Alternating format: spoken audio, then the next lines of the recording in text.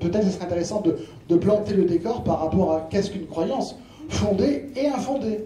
Hein, et est-ce qu'il faut vraiment opposer côté analytique avec côté intuitif? Moi, dans le monde de l'entreprise que je connais bien, je peux te garantir qu'on ne fait pas la distinction entre les deux. C'est et.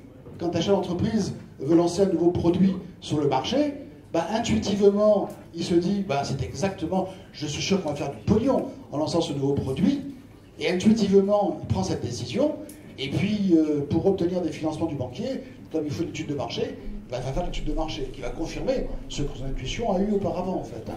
Il faut les deux.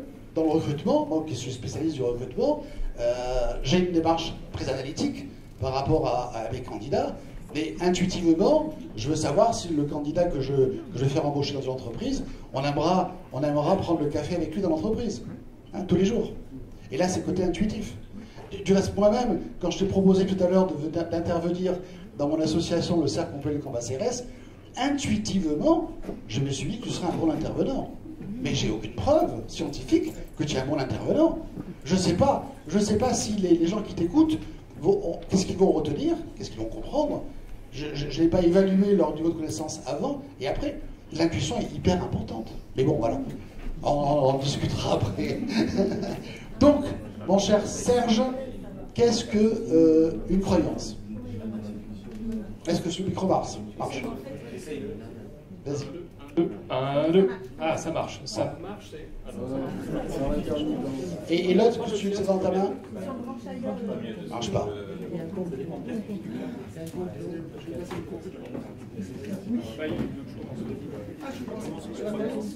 Alors, qu'est-ce qu'une croyance, fondée et infondée? Alors, je peux pas. Ah d'accord. Ça devient très technique. Hein. Voilà. Alors, beaucoup de questions dans tout ça, mais moi je vais commencer par un truc très égoïste. Je n'ai pas de moyen de retourner à l'aéroport tout à l'heure. Donc si parmi vous, une bonne âme peut me conduire pour 15 heures à l'aéroport de Nîmes, l'aéroport de Nîmes, ouais, c'est 1 heure de route, je lui en serais très reconnaissant, je lui ferai tous les potins sur les youtubeurs, il n'y a pas de problème. Ah voilà, il y a déjà des candidats. Donc voilà, si une bonne âme peut me dépanner ça tout à l'heure, pour que je sois vraiment à 15 heures max, parce que je suis assez stressé avec les histoires d'avion en retard, je serais très content. Sinon je peux l'accompagner, je vais te proposer. Ouais voilà, j'avais dit, donc je demandais au public pour éviter que tu quittes le lieu. Donc les croyances, l'intuition, tout ça, c'est des grandes questions. Donc comme Thierry l'a brillamment expliqué, on ne peut pas on peut pas faire en sorte de ne pas avoir d'intuition. L'intuition, c'est le premier truc qui vient. Maintenant, il y a une posture. Une posture, c'est vraiment qu'est-ce qu'on va avoir comme réflexe, j'ai envie de dire, même si ce n'est pas le bon mot, pour traiter cette intuition. Évidemment que toi, tu as besoin de ton intuition pour sélectionner les candidats, pour que sais-je, pour signer un contrat, pour faire une affaire, il faut du flair, il faut ces trucs-là. Mais comment tu vas traiter ton intuition? Est-ce que tu vas lui faire confiance parce que tu crois que tu as, comme Trump, une intuition, c'est presque magique, c'est la capacité de connaître le vrai par intuition? Ou est-ce que tu vas te dire, ben non, il faut que je fasse gaffe parce que mon intuition, elle me met dans des situations délicates parfois, ça serait bien que je vérifie en la mettant à l'épreuve du réel. L'épreuve du réel, ça peut être les faits, ça peut être parfois même demander juste l'avis à quelqu'un d'autre. Ça va faire réfléchir, ça va faire relativiser l'intuition. Donc voilà, et c'est pas du tout une guerre contre l'intuition qu'on livre.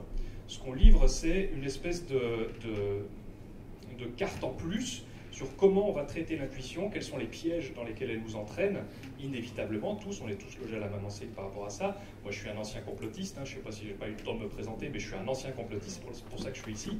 Je suis sorti de ces croyances-là, au point de faire totalement l'inverse maintenant. Ah voilà, je suis sorti de ces croyances-là, au point de faire totalement l'inverse maintenant. Donc voilà, c'est juste une méthode en plus qui permet d'avoir des résultats beaucoup plus efficaces, beaucoup plus en phase avec le réel en fait. Mais ça nous approche pas pour autre. On suppose que ça nous approche un peu plus de la vérité, mais ça ne nous donne pas la vérité. Personne ne prétend ça. D'ailleurs, moi, je suis un peu plus. Thierry a dit beaucoup de mauvaises choses sur le relativisme. En réalité, si on tient les mots si on suit à Chalmers, c'est plutôt du relativisme naïf dont il parle. En zététique, on a beaucoup de prudence par rapport aux notions de vrai et de faux. La différence entre le relativisme naïf et le relativisme normal, c'est que dans le relativisme normal, on va pas dire que la science est une croyance comme les autres. La science n'est pas une croyance comme les autres. Elle est une croyance, mais pas comme les autres. Voilà, en gros, c'est à peu près le... Si je me gourre, n'hésite pas à le dire. Alors, croyance fondée et infondée, quelle différence? Ben, quelle différence S'il y en a une. Voilà, c'est ça, la méthode, c'est la méthode en fait. Et on n'est jamais totalement fondé et totalement infondé aussi. Hein. Je crois que toutes les étapes qu'on a vues là juste avant, il faut toujours penser qu'il y a des curseurs entre tout ça et on va glisser de l'un à l'autre. Et de nouveau, l'idée c'est pas de diaboliser les croyances infondées. Les croyances infondées, elles sont utiles. Moi, quand je vais au magasin et que je dois choisir une lessive, je me base sur des trucs totalement infondés. Il faut bien que je sorte un jour du magasin. Je ne veux pas passer plus de temps que ça dans le rayon des lessives, quoi.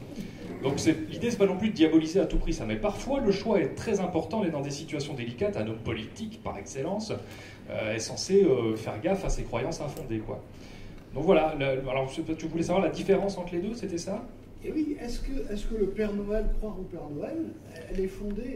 Ben, bien sûr, c'est fondé. Quand un gamin, on lui montre le Père Noël qui arrive avec le costume et tout ça, et il donne les cadeaux, sa croyance, elle est fondée. Bien sûr. Mais à partir du moment où il commence à comprendre un peu plus le monde et où des trucs qui rentrent en contradiction, s'il a une posture qui est un petit peu dans le doute, au moment où le Père Noël va se ramener encore une fois, il va se dire mais ça commence à pas trop coller avec ma conception du monde.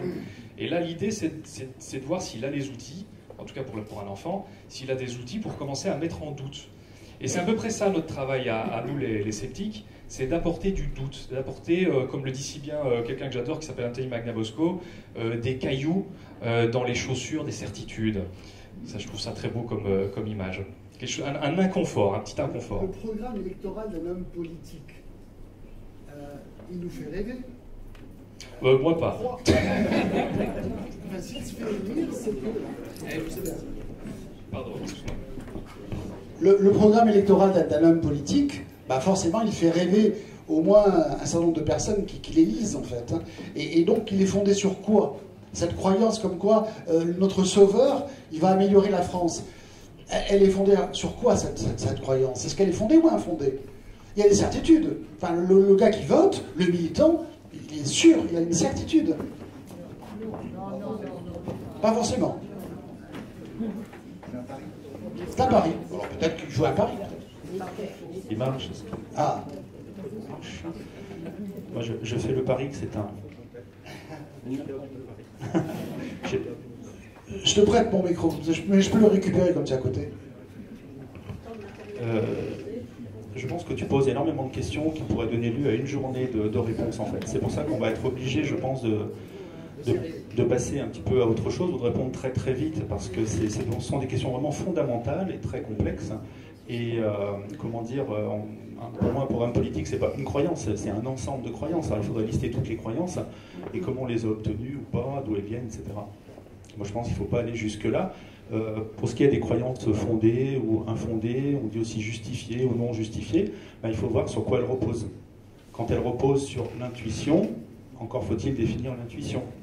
Si l'intuition, c'est pour aller très vite, le résultat d'un processus rapide d'analyse dans notre cerveau, ça se rapproche énormément de ce qu'on appelle un préjugé en philosophie. Ou l'expérience. Et donc, quand c'est fondé sur l'expérience, ça reste un préjugé, mais fondé sur une expérience. C'est pour ça que si on peut le contraindre, le confronter à un réel, c'est-à-dire dépasser notre expérience, ça peut devenir un autre type de croyance. Donc ce qu'on peut appeler les croyances justifiées ou fondées, on va dire, c'est celles qu'on a soumises, si possible, à un test, par exemple expérimental, qui demande tout un tas de précautions, établir un protocole, se positionner par rapport au hasard. Enfin, on va tout de suite très très loin. Donc nous, en fait, on essaye de se rattacher à ce genre de choses dès qu'on peut. Moi, pour l'astrologie, on a plein de tests expérimentaux sur l'astrologie, par exemple, qu'on arrive à tester avec ou sans les astrologues.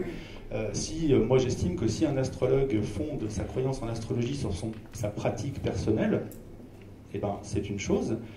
Mais s'il la fonde en ne tenant pas compte des résultats expérimentaux, il y a un problème. Si on fonde notre avis sur l'astrologie uniquement sur le test expérimental, c'est un choix, on est dans la délégation de confiance, Non, la délégation de croyance, c'est-à-dire qu'on va faire confiance aux scientifiques qui ont organisé ces expérimentations. Donc tout ça se discute, mais par contre, il y a des bases qui sont plus solides que d'autres. D'accord ? Alors, parle-nous de ton expérience. Tu as été donc un astrologue pendant de nombreuses années, et puis après tu t'es repenti, et là tu pars en croisade contre, d'une part, les astrologues, et d'autre part, ceux qui utilisent, hein, les clients, en quelque sorte, de l'astrologie. Alors, parle-nous de ton expérience. Alors non, mais oui. Moi, je suis effectivement un ex-astrologue. Je suis tombé dans l'astrologie quand j'avais 19 ans. Et avant de rentrer dans le détail, j'ai intégré le milieu des astrologues pour voir un peu si ce que je pensais, ça valait quelque chose. Et je me suis retrouvé au bureau de la Fédération des astrologues francophones. J'y suis resté 8 ans. Donc j'ai été vraiment en contact avec tous les astrologues de France. Et j'ai pu voir la diversité des discours, des positions, des pensées, l'incompatibilité de plein d'astrologies différentes, parce qu'il n'y en a pas qu'une. Et donc, pour aller très très vite, comme j'ai une formation notamment en philosophie, j'ai voulu faire comme Descartes, et donc essayer de tout vérifier par moi-même, voir ce que chacun disait, quelles étaient mes propres pratiques. Ça a été notamment très intéressant de voir toutes les erreurs que j'ai trouvées chez les autres, mais pas chez moi. C'était tellement plus facile de voir les erreurs chez les autres, mais que par contre j'ai pu m'appliquer finalement à moi-même par la suite. Et donc en allant très très vite, je suis sorti de l'astrologie en voyant que finalement je ne trouvais rien qui tenait, qui pouvait fonder quoi que ce soit de l'astrologie. Donc pour ceux qui y croient, on peut en parler longtemps. Et donc la meilleure explication pour moi, c'était que y a des raisons au succès de l'astrologie, mais ces raisons elles sont basiques. On peut se tromper aisément sans s'en rendre compte. Le système astrologique est complexe. Et donc, une fois que j'ai admis ça, je suis passé du côté des sceptiques. Et mon idée, ça a été d'informer simplement sur ce que, à mon avis, est l'astrologie, est la croyance astrologique, et les erreurs qui y sont présentes, tout ce qui n'est pas fondé.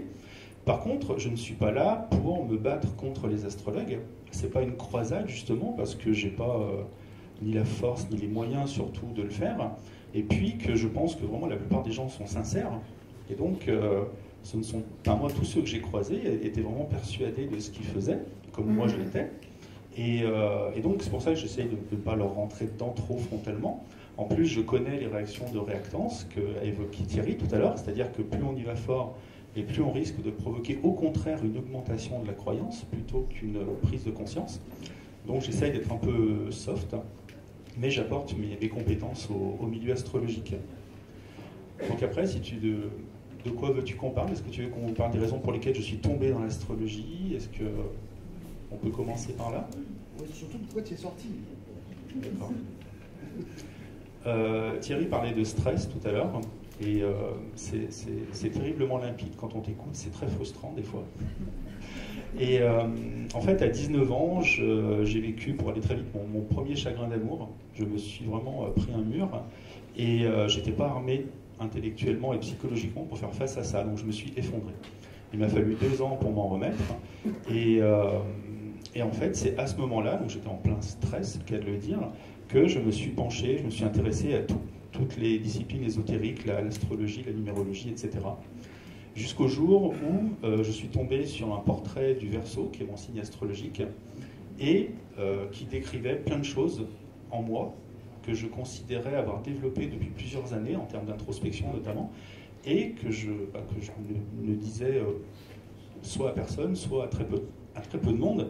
Donc j'ai vraiment eu l'impression que ça parlait de moi, mais tellement que je me suis dit c'est pas possible, il y a quelque chose. Et c'est comme ça que j'ai commencé à étudier l'astrologie et à tomber un petit peu dedans. Et c'est plus tard que j'ai vu que le même portrait finalement pouvait correspondre à bien plus que des Verseaux.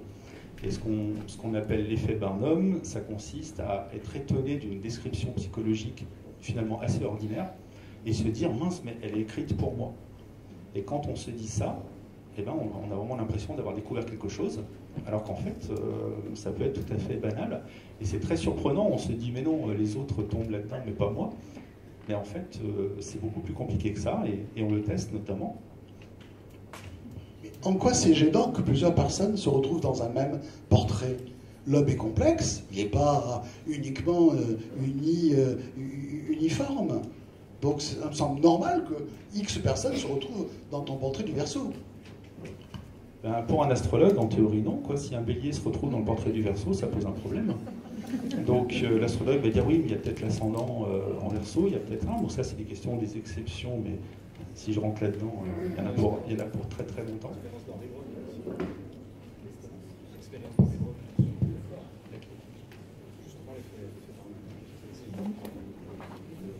Alors, on peut, oui. Alors, très rapidement, en fait, on peut mesurer l'effet Barnum, hein, très simplement.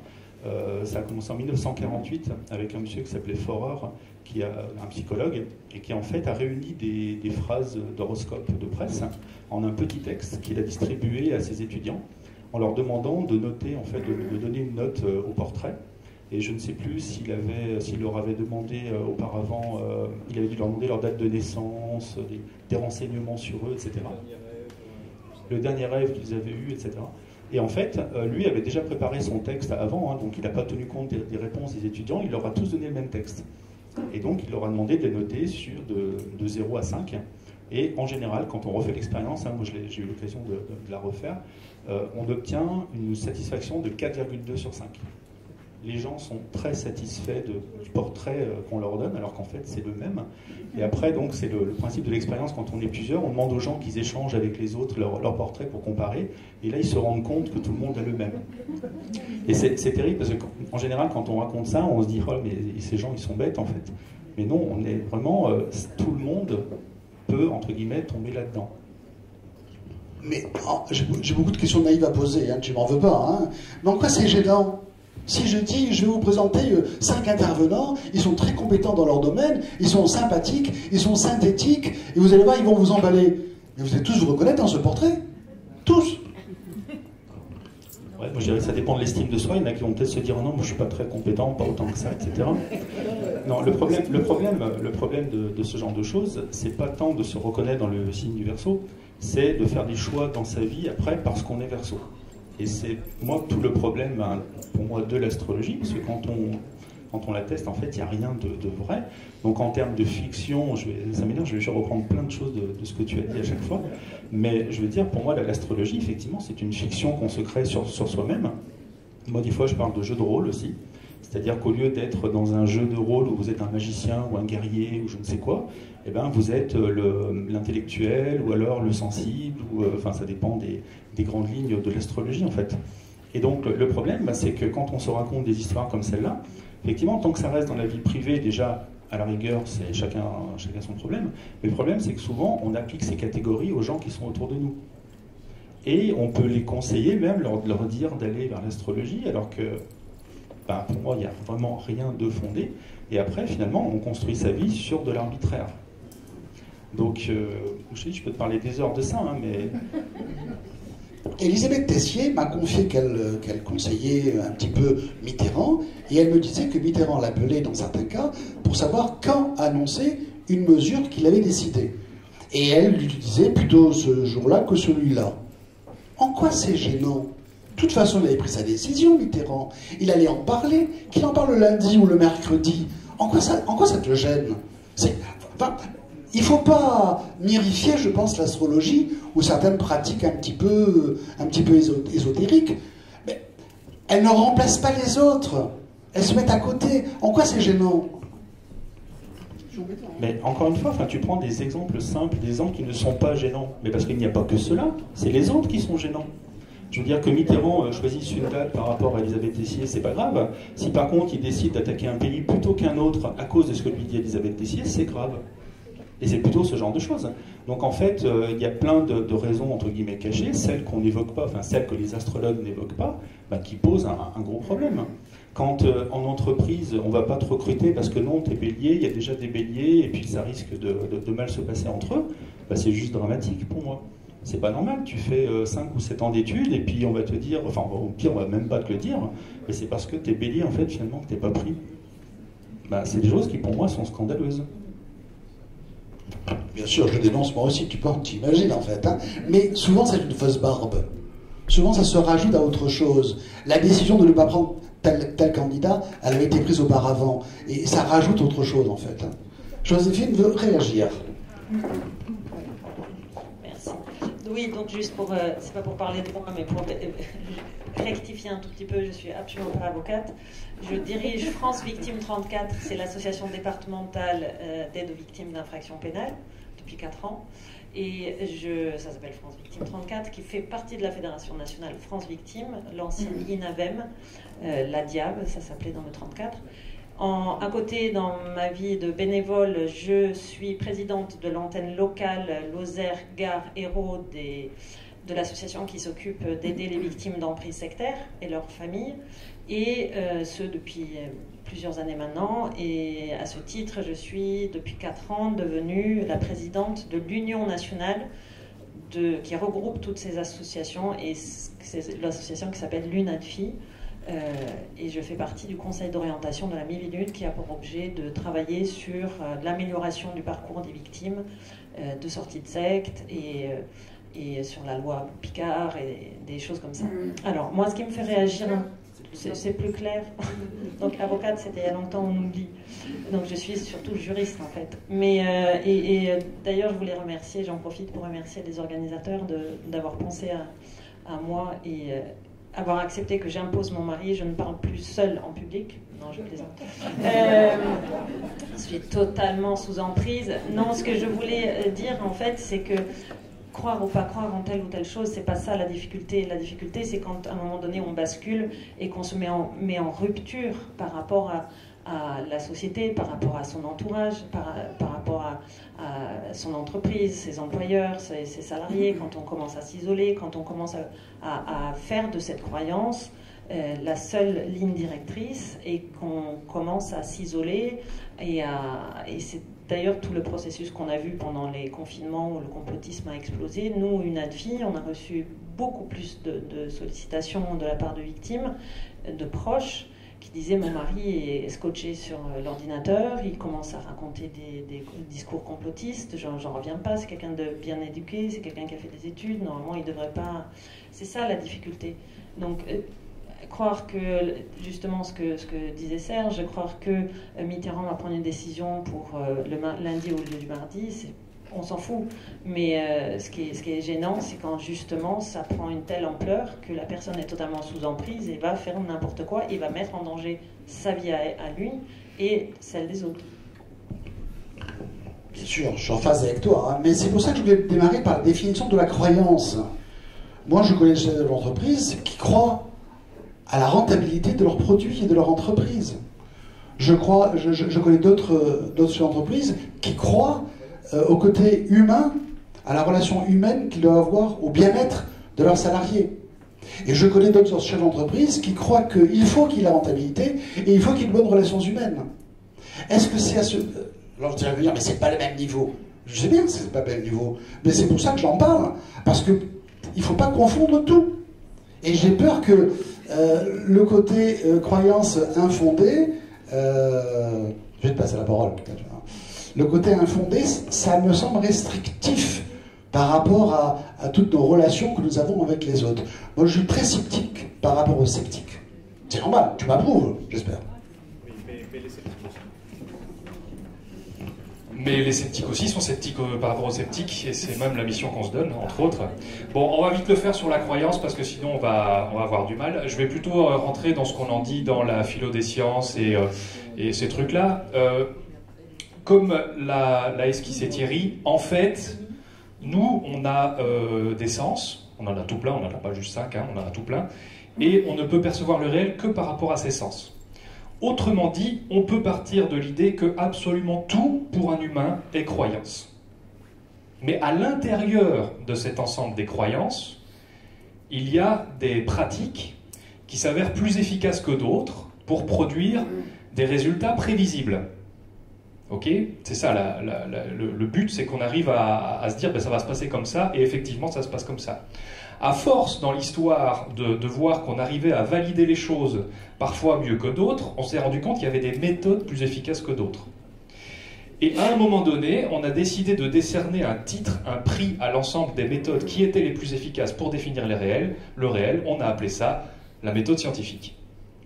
Et on a également donné un nom à l'ensemble des croyances les plus éprouvées, on a appelé ça la connaissance scientifique.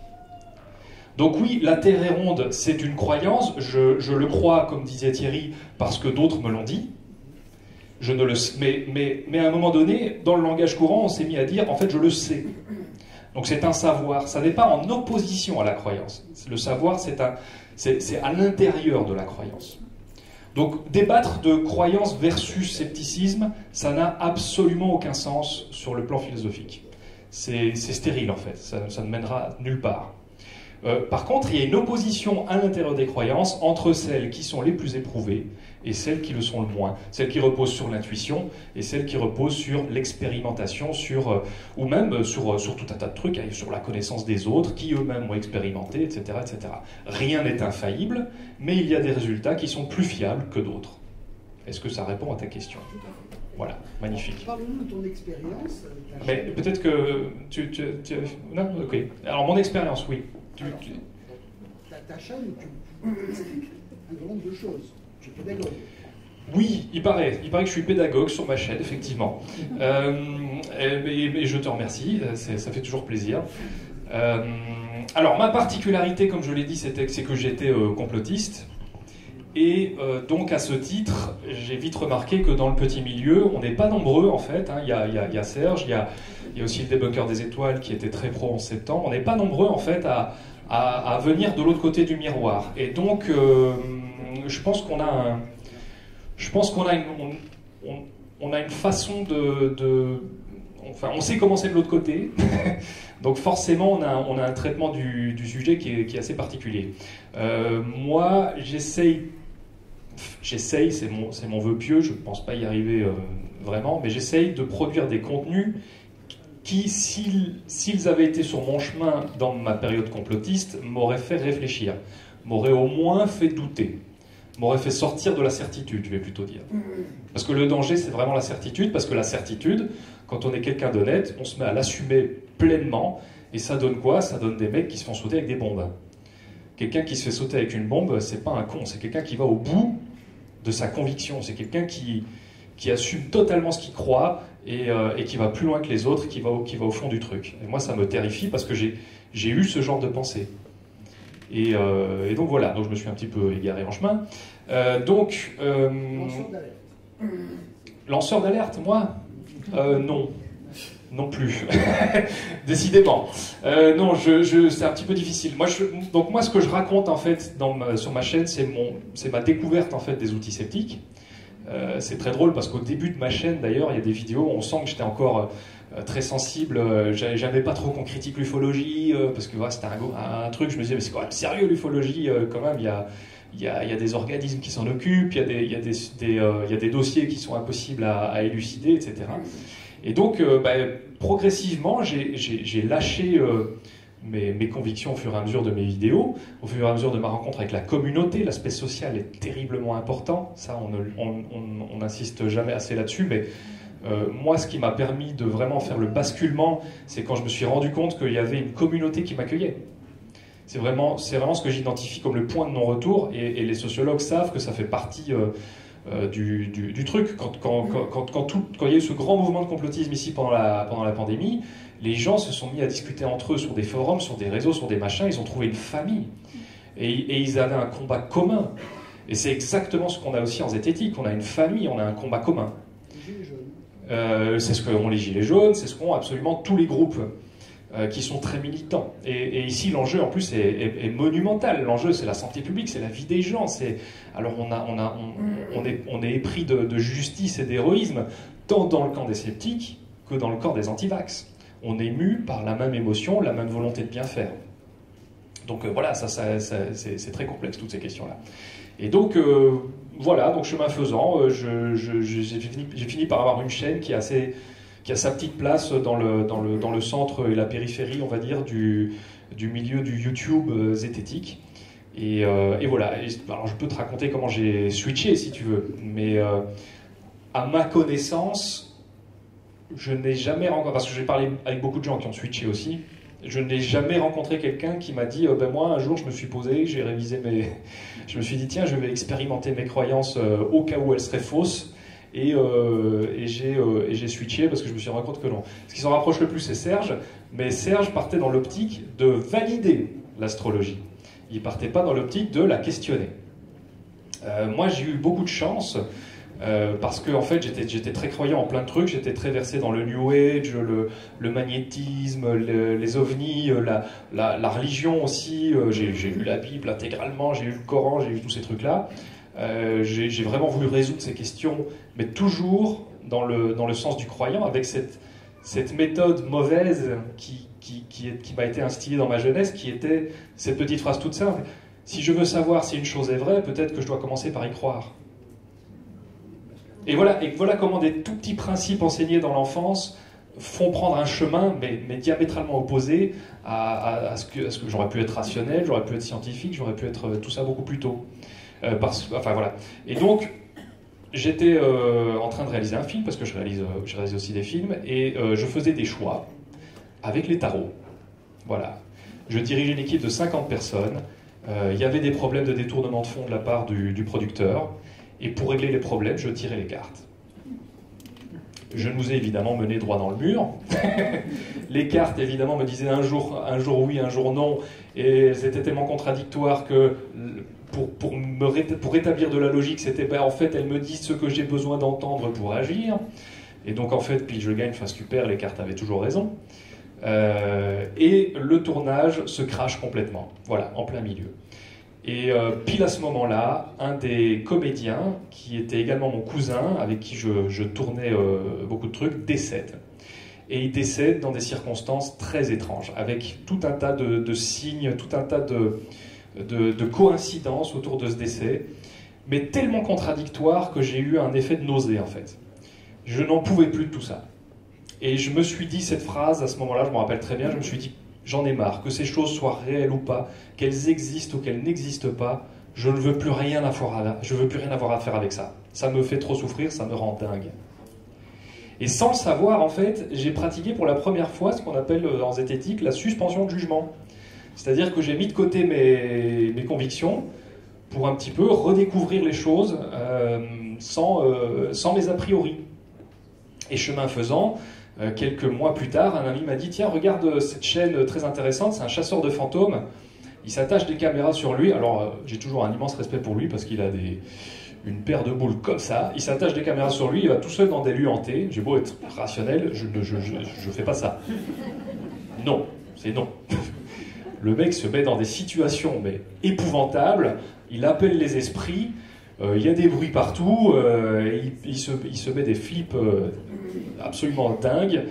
Enfin voilà, chacun son kiff. Et je me suis dit, bah, tiens, voilà quelqu'un de sceptique. À ce moment-là, je pensais qu'il était sceptique.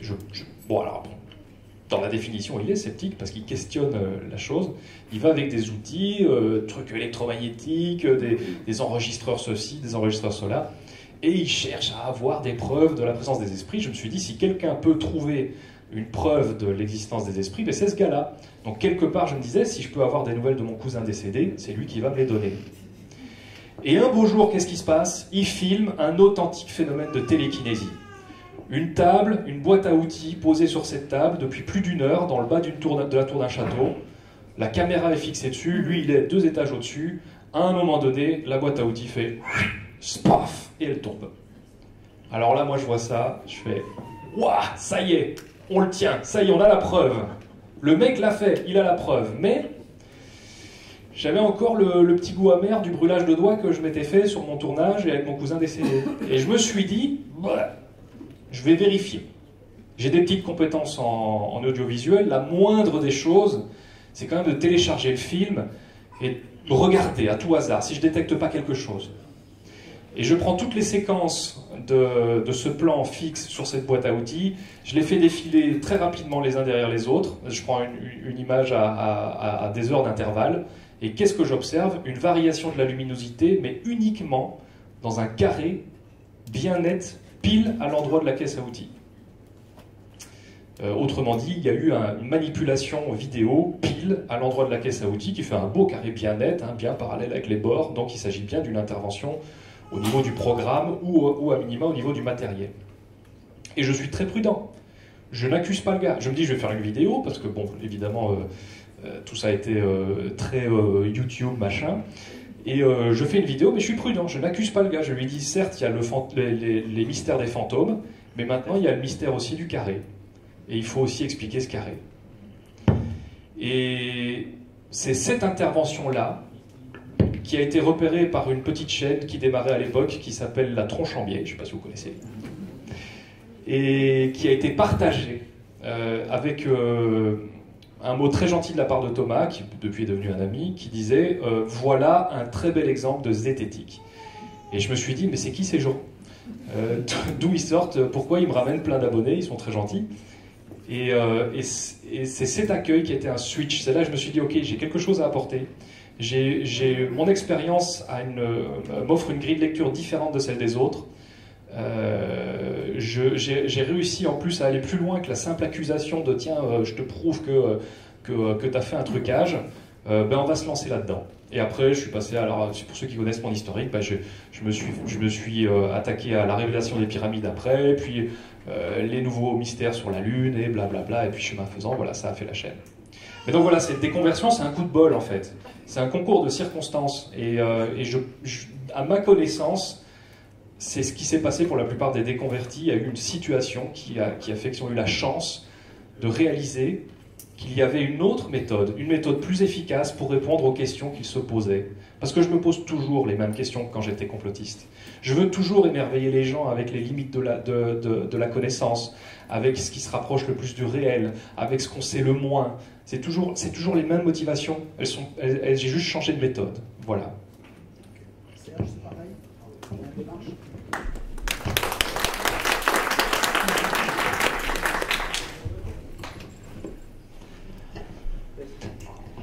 Moi, j'aurais plein de choses aussi à commenter et à ajouter, mais je vais juste parler vraiment de ce que j'ai vécu.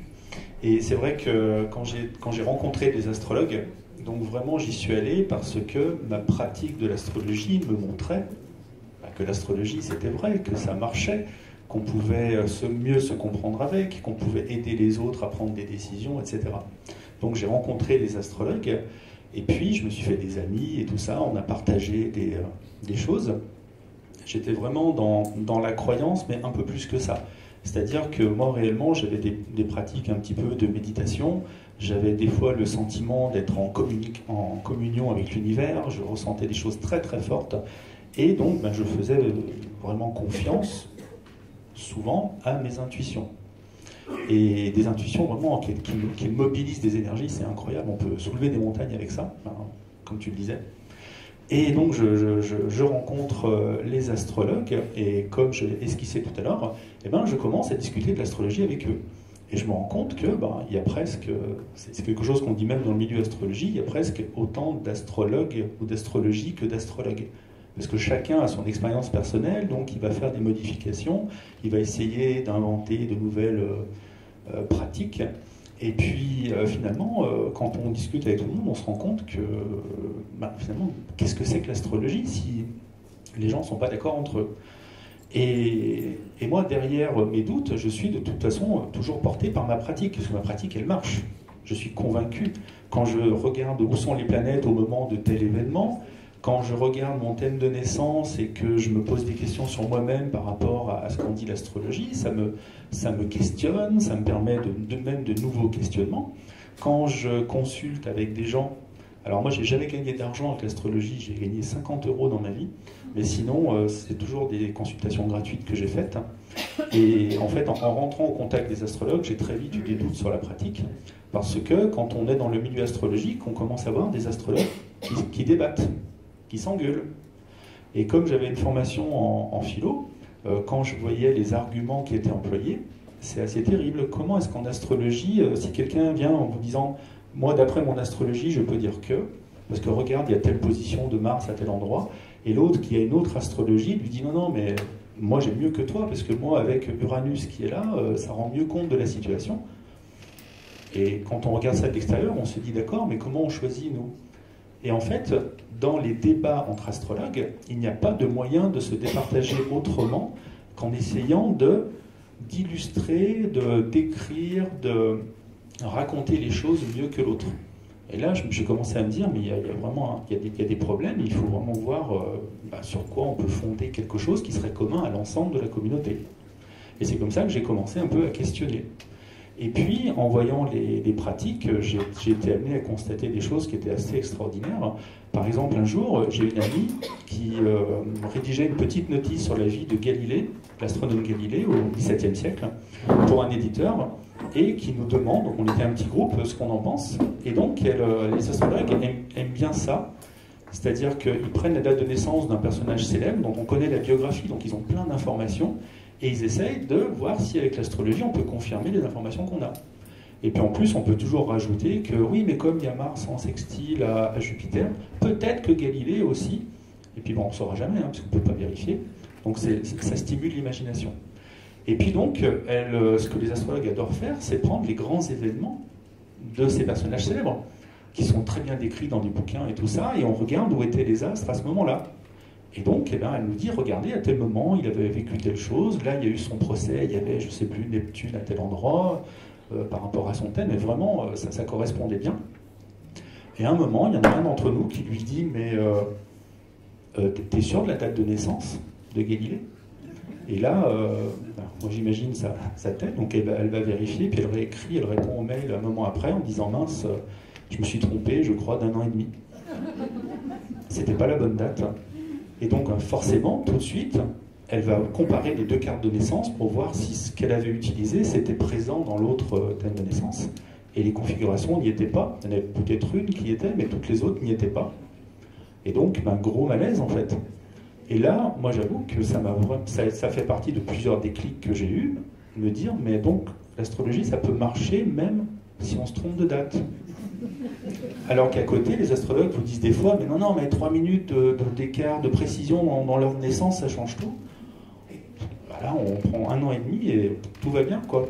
Et le pire, et c'est ça qui est important, c'est que l'astrologue concerné ne s'en rend pas compte. Elle était à fond dans son truc, elle ne s'est pas rendue compte que c'était pas la bonne date. Et on a plein d'exemples comme ça dans l'histoire. Le dernier que j'aime bien donner, parce que vraiment il pose problème aux astrologues d'aujourd'hui, et heureusement, j'ai envie de dire, c'est celui de Staline, grand personnage du XXe siècle, que les astrologues ont étudié en long, en large et en travers, parce qu'il a quand même joué sur l'avenir du monde. Et pour aller très vite, en 2000, je crois, ou 2001, il y a quelqu'un qui a voulu rédiger une nouvelle biographie sur Staline, qui s'est rendu sur son lieu de naissance, et qui s'est dit, tiens, je vais aller dans l'église de Gori, je vais vérifier les registres de naissance pour retrouver l'acte de naissance de Staline, quoi. Et puis il l'a retrouvé. Et il s'est rendu compte que la date de naissance de Staline n'était pas bonne. Donc il semble, c'est ce qu'il explique, que comme Staline avait des ambitions politiques, dans la région où il était, il semble que sa date de naissance, c'était une date qui peut porter malheur, ou un truc comme ça. Et donc peut-être, on ne sait pas, on suppose que pour éviter ce genre d'attribution, il s'est mis une autre date de naissance. Je ne pense pas qu'il y ait une question de rapport astrologique. Mais rendez-vous compte, pendant tout le XXe siècle, vous avez des astrologues qui ont utilisé la date de naissance de Staline. Moi, j'ai des exemples d'astrologues après devenus renommés dans le monde de l'astrologie, qui ont interprété parfaitement le portrait de Staline, etc., avec la mauvaise date. Mais j'insiste sur l'importance de la chose. Tous les astrologues du monde qui ont essayé, manifestement, ont réussi. Des gens ont utilisé ça pour s'entraîner à l'astrologie, la mauvaise date. Ils l'ont utilisé parce qu'il y a des enseignements d'astrologie avec leurs étudiants pour qu'ils s'entraînent à utiliser les configurations astrologiques. Ce sont donc des milliers, probablement des dizaines de milliers d'astrologues qui ont utilisé cette mauvaise date de Staline sans jamais voir qu'elle était fausse. Réellement, moi je leur pose régulièrement la question, quand je leur en vidéo, ou même des fois par mail, comment l'astrologue peut-il se rendre compte quand il est dans l'erreur? Et s'il ne peut pas, finalement, quelle est la crédibilité de ce qu'il raconte? Et donc j'ai été, moi, confronté à ces choses-là qui m'ont vite fait prendre de la distance. J'ai arrêté de pratiquer, je crois, quand je reprends mes notes, 6 mois ou 1 an après avoir rencontré les astrologues. Alors je continuais, moi, à faire tourner mes planètes, parce qu'on ne sort pas comme ça de ses croyances. Donc quand j'allais mal, je regardais où étaient les planètes, j'ai continué quelques années. Je me tirais un peu les cartes aussi. Et en fait, parce que ça permet de se donner de nouvelles idées. Moi, je m'en servais beaucoup pour différer mes problèmes. Et puis comme ça, je me suis rendu compte qu'il y avait plein de petits trucs qui pouvaient expliquer comment on pouvait être satisfait, notamment de l'astrologie, puis d'autres croyances. Par exemple, il y a un truc qui marche toujours en consultation, c'est quelqu'un qui vient vous voir, c'est qu'il ne va pas bien. Si vous lui dites « Ah, mais en ce moment, il y a telle configuration, donc c'est normal, c'est compliqué sur tel plan. » Mais la configuration se termine dans 3 semaines, 2 mois, 4 mois. Eh bien, la personne qui a l'impression d'être fermée dans ses problèmes sans issue, parce que quand elle vient, elle n'est pas bête, elle a quand même essayé de s'en sortir toute seule, elle a réfléchi, elle a parlé autour d'elle, elle a peut-être consulté d'autres personnes. Ben là, d'un coup, vous lui dites « Ah, mais en fait, on est dans un tunnel, et la sortie du tunnel, elle est à tel moment. » Mais rien que ça, psychologiquement, c'est extraordinaire. Sauf qu'il n'y a pas besoin que ce soit vrai, en fait, c'est vraiment psychologique. Et donc, je me suis confronté à ces choses-là. Et un dernier événement très important dans mon parcours, c'est vraiment cette intériorité que j'avais, qui était très développée, et qui, moi, m'encourageait vraiment à continuer mon travail sur l'astrologie, parce que je me disais, de toute façon, l'astrologie, moi je pratique, ça marche. Donc, je vais arriver à la prouver, je vais être le nouvel Einstein, le nouveau Newton.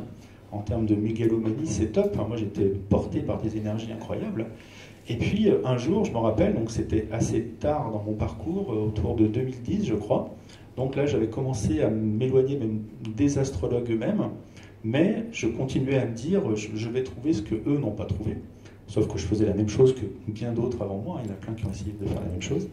Et puis un jour, vraiment, ça y est, quoi, je me rappelle, j'écris, je ne sais plus sur quoi c'était, et là je me dis, ça y est, je tiens le truc, je tiens la preuve, et vraiment, je vais pouvoir passer à autre chose, et ça va être extraordinaire, et ça y est, j'ai réussi, bon, ça va être la fin de cette période de doute, etc. Et j'étais tellement, comment dire, excité, tellement presque hors de moi, que j'étais obligé d'arrêter d'écrire. C'était vraiment un état intérieur très très intense. Et je me suis dit, je reprendrai demain, parce que je travaille beaucoup le matin. Donc je suis sorti, je me suis aéré, etc. Et le lendemain matin, je me lève comme ça, en me disant vite, allez, vite, on y retourne. Et je reprends mon texte, et je commence à me relire. Et j'étais plus d'accord avec ce que j'avais écrit. Et là, je me rends compte, je dis, mais non, enfin ça, oui, d'accord, ok, ça c'est intéressant, mais ça c'est faux. Et puis, tiens, j'ai pas pensé à telle autre chose.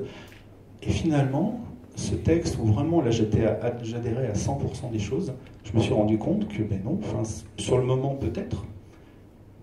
Et ce jour-là, parce que donc, c'était déjà mon cheminement était entamé depuis longtemps, j'avais déjà des doutes sur l'astrologie, mais sur moi-même, j'ai compris que je ne pouvais plus faire confiance seulement à l'intensité de mes ressentis. Parce que souvent, on fait attention à ce qu'on ressent, on ne prend pas tout au pied de la lettre, mais quand c'est très très très fort, c'est difficile de se dire, mais c'est très très très fort, mais en fait c'est peut-être complètement imaginaire. Et ce jour-là, je me rappelle, j'ai compris, ça s'est joué en quelques secondes, que ma croyance, mon combat pour gagner le prix Nobel, ça allait devenir un travail, en fait. C'est-à-dire que moi, j'avais développé des compétences techniques et je pense que je peux apporter des choses à la compréhension de cette croyance. Mais bon, du côté sceptique. Et là, après, je suis vraiment parti de l'autre côté en essayant, à l'envers, de démonter les choses et de rendre compte de mes anciens succès, mes anciennes joies, de manière très, très basique. En posant la question de l'erreur, en fait. Et la question de l'erreur, j'étais le seul astrologue à ma connaissance qui l'ait vraiment posée. Les astrologues ne se posent pas la question de l'erreur. Je vous laisse là-dessus. Merci.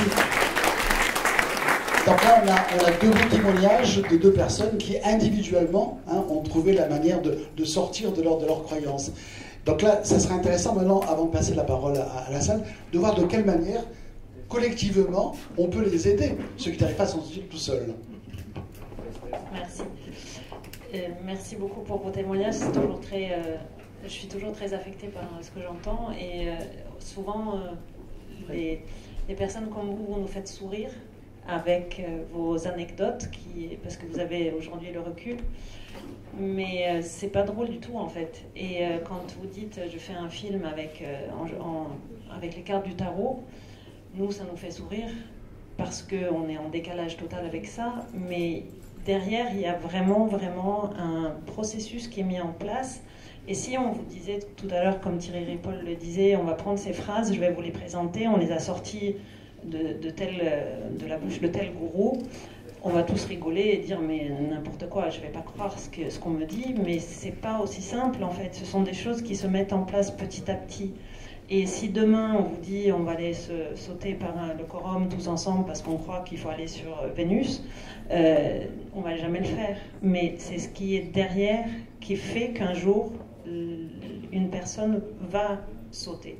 Et c'est ce qui se passe, et c'est ça qui est dangereux, et c'est ce qu'on essaye de gérer nous au quotidien dans nos associations, c'est vraiment essayer de comprendre ce processus d'emprise, parce qu'on croit souvent que ça ne va pas m'arriver. Moi j'ai fait des études, je suis rigoureuse, j'ai l'habitude des modes d'emploi Ikea, donc voilà, mais en fait tout le monde peut tomber dedans, et il n'y a pas de profil de telle personne se fait embarquer, d'autres non, c'est vraiment quelque chose qui peut arriver à nous tous, et au début c'est tout discret, et c'est une fois qu'on est pris dedans, on n'a plus du tout la possibilité de voir qu'on est embarqué dans un délire qui n'a plus de sens. Pardon pour le mot délire, mais voilà, je m'exprime parfois mal. Donc ça, c'est quelque chose qui est vraiment important à comprendre, c'est que même si Jean-Baptiste va parler du cas extrême où la personne est habillée avec des plumes et des habits très étonnants, et on va se dire mais en fait on peut se faire tous avoir par des choses très étranges. Et donc merci beaucoup pour vos témoignages.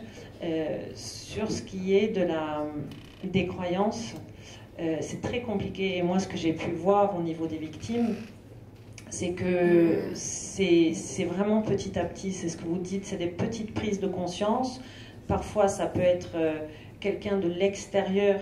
Toi tu as parlé de communauté, et cette communauté était archi importante, elle fait partie de justement toute cette emprise, c'est elle qui vous garde sous emprise, et de rencontrer quelqu'un de l'extérieur, tout ce qui est extérieur c'est mauvais.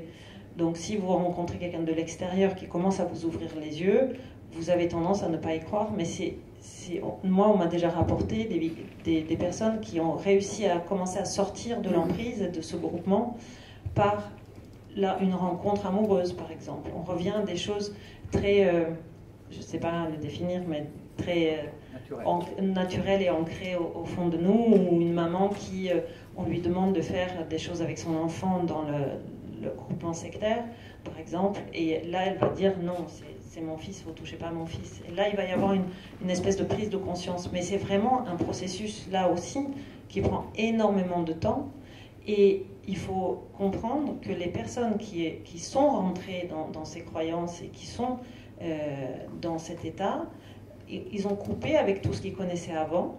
Ils ont vécu donc dans un nouvel esprit, une nouvelle communauté, de nouveaux amis, de nouvelles familles, vraiment des choses extraordinaires.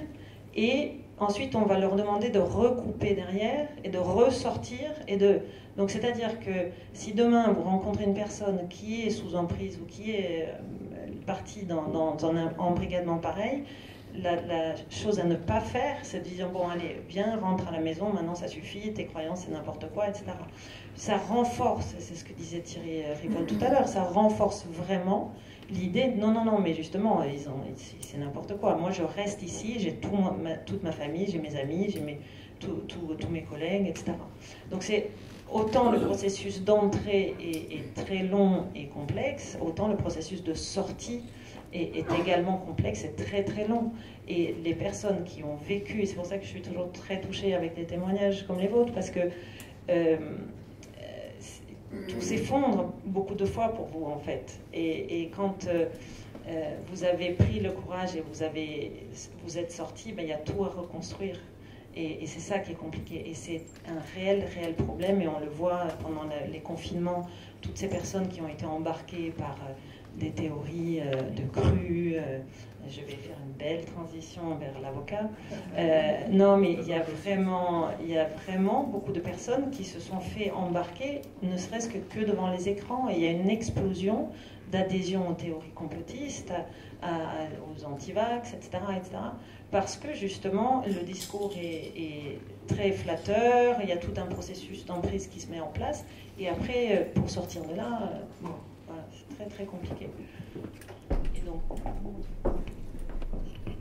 Avant de passer la parole à Jean-Baptiste, j'aimerais savoir, parmi tes victimes, est-ce qu'il y a des gogos? Parce que s'il y a des charlatans d'un côté, il y a forcément des gogos, des nunuches, des gens qui gobent tout. Est-ce que parmi tes victimes... Je pose la question, je n'ai pas la réponse, pourtant j'attends ta réponse en fait. Voilà, parce que quand Jean-Baptiste va nous parler de son gourou charlatan, on peut imaginer que les mecs qui sont vraiment nunuches, s'ils le suivent en fait. Donc, est-ce que tu as trouvé des gogos ou pas des gogos? Alors, mais des fous, il y en a partout. Il n'y a pas de... C'est pas que les gourous, non. Il était évident que du côté des victimes, ce que je disais tout à l'heure, nous, on n'a pas un profil type. Je défends toujours l'idée qu'on n'est pas faible. On dit souvent, oui, mais l'emprise, tout ça, ça arrive aux gens faibles. Oui, on a tous nos faiblesses, on a tous des périodes de vulnérabilité, c'est évident. Mais... D'ailleurs, dans le code pénal, c'est bien écrit, la faiblesse dont on parle, c'est une faiblesse qui est née du fait de l'emprise mentale qui est mise en place et de la structure sectaire dans laquelle on évolue. Donc, on n'est pas forcément faible à l'origine. Donc, pour répondre, gogo, c'est ça on dit? Gogo, non, pas. Il n'y a pas de. En fait, il n'y a pas de définition de la victime qui peut se faire embarquer.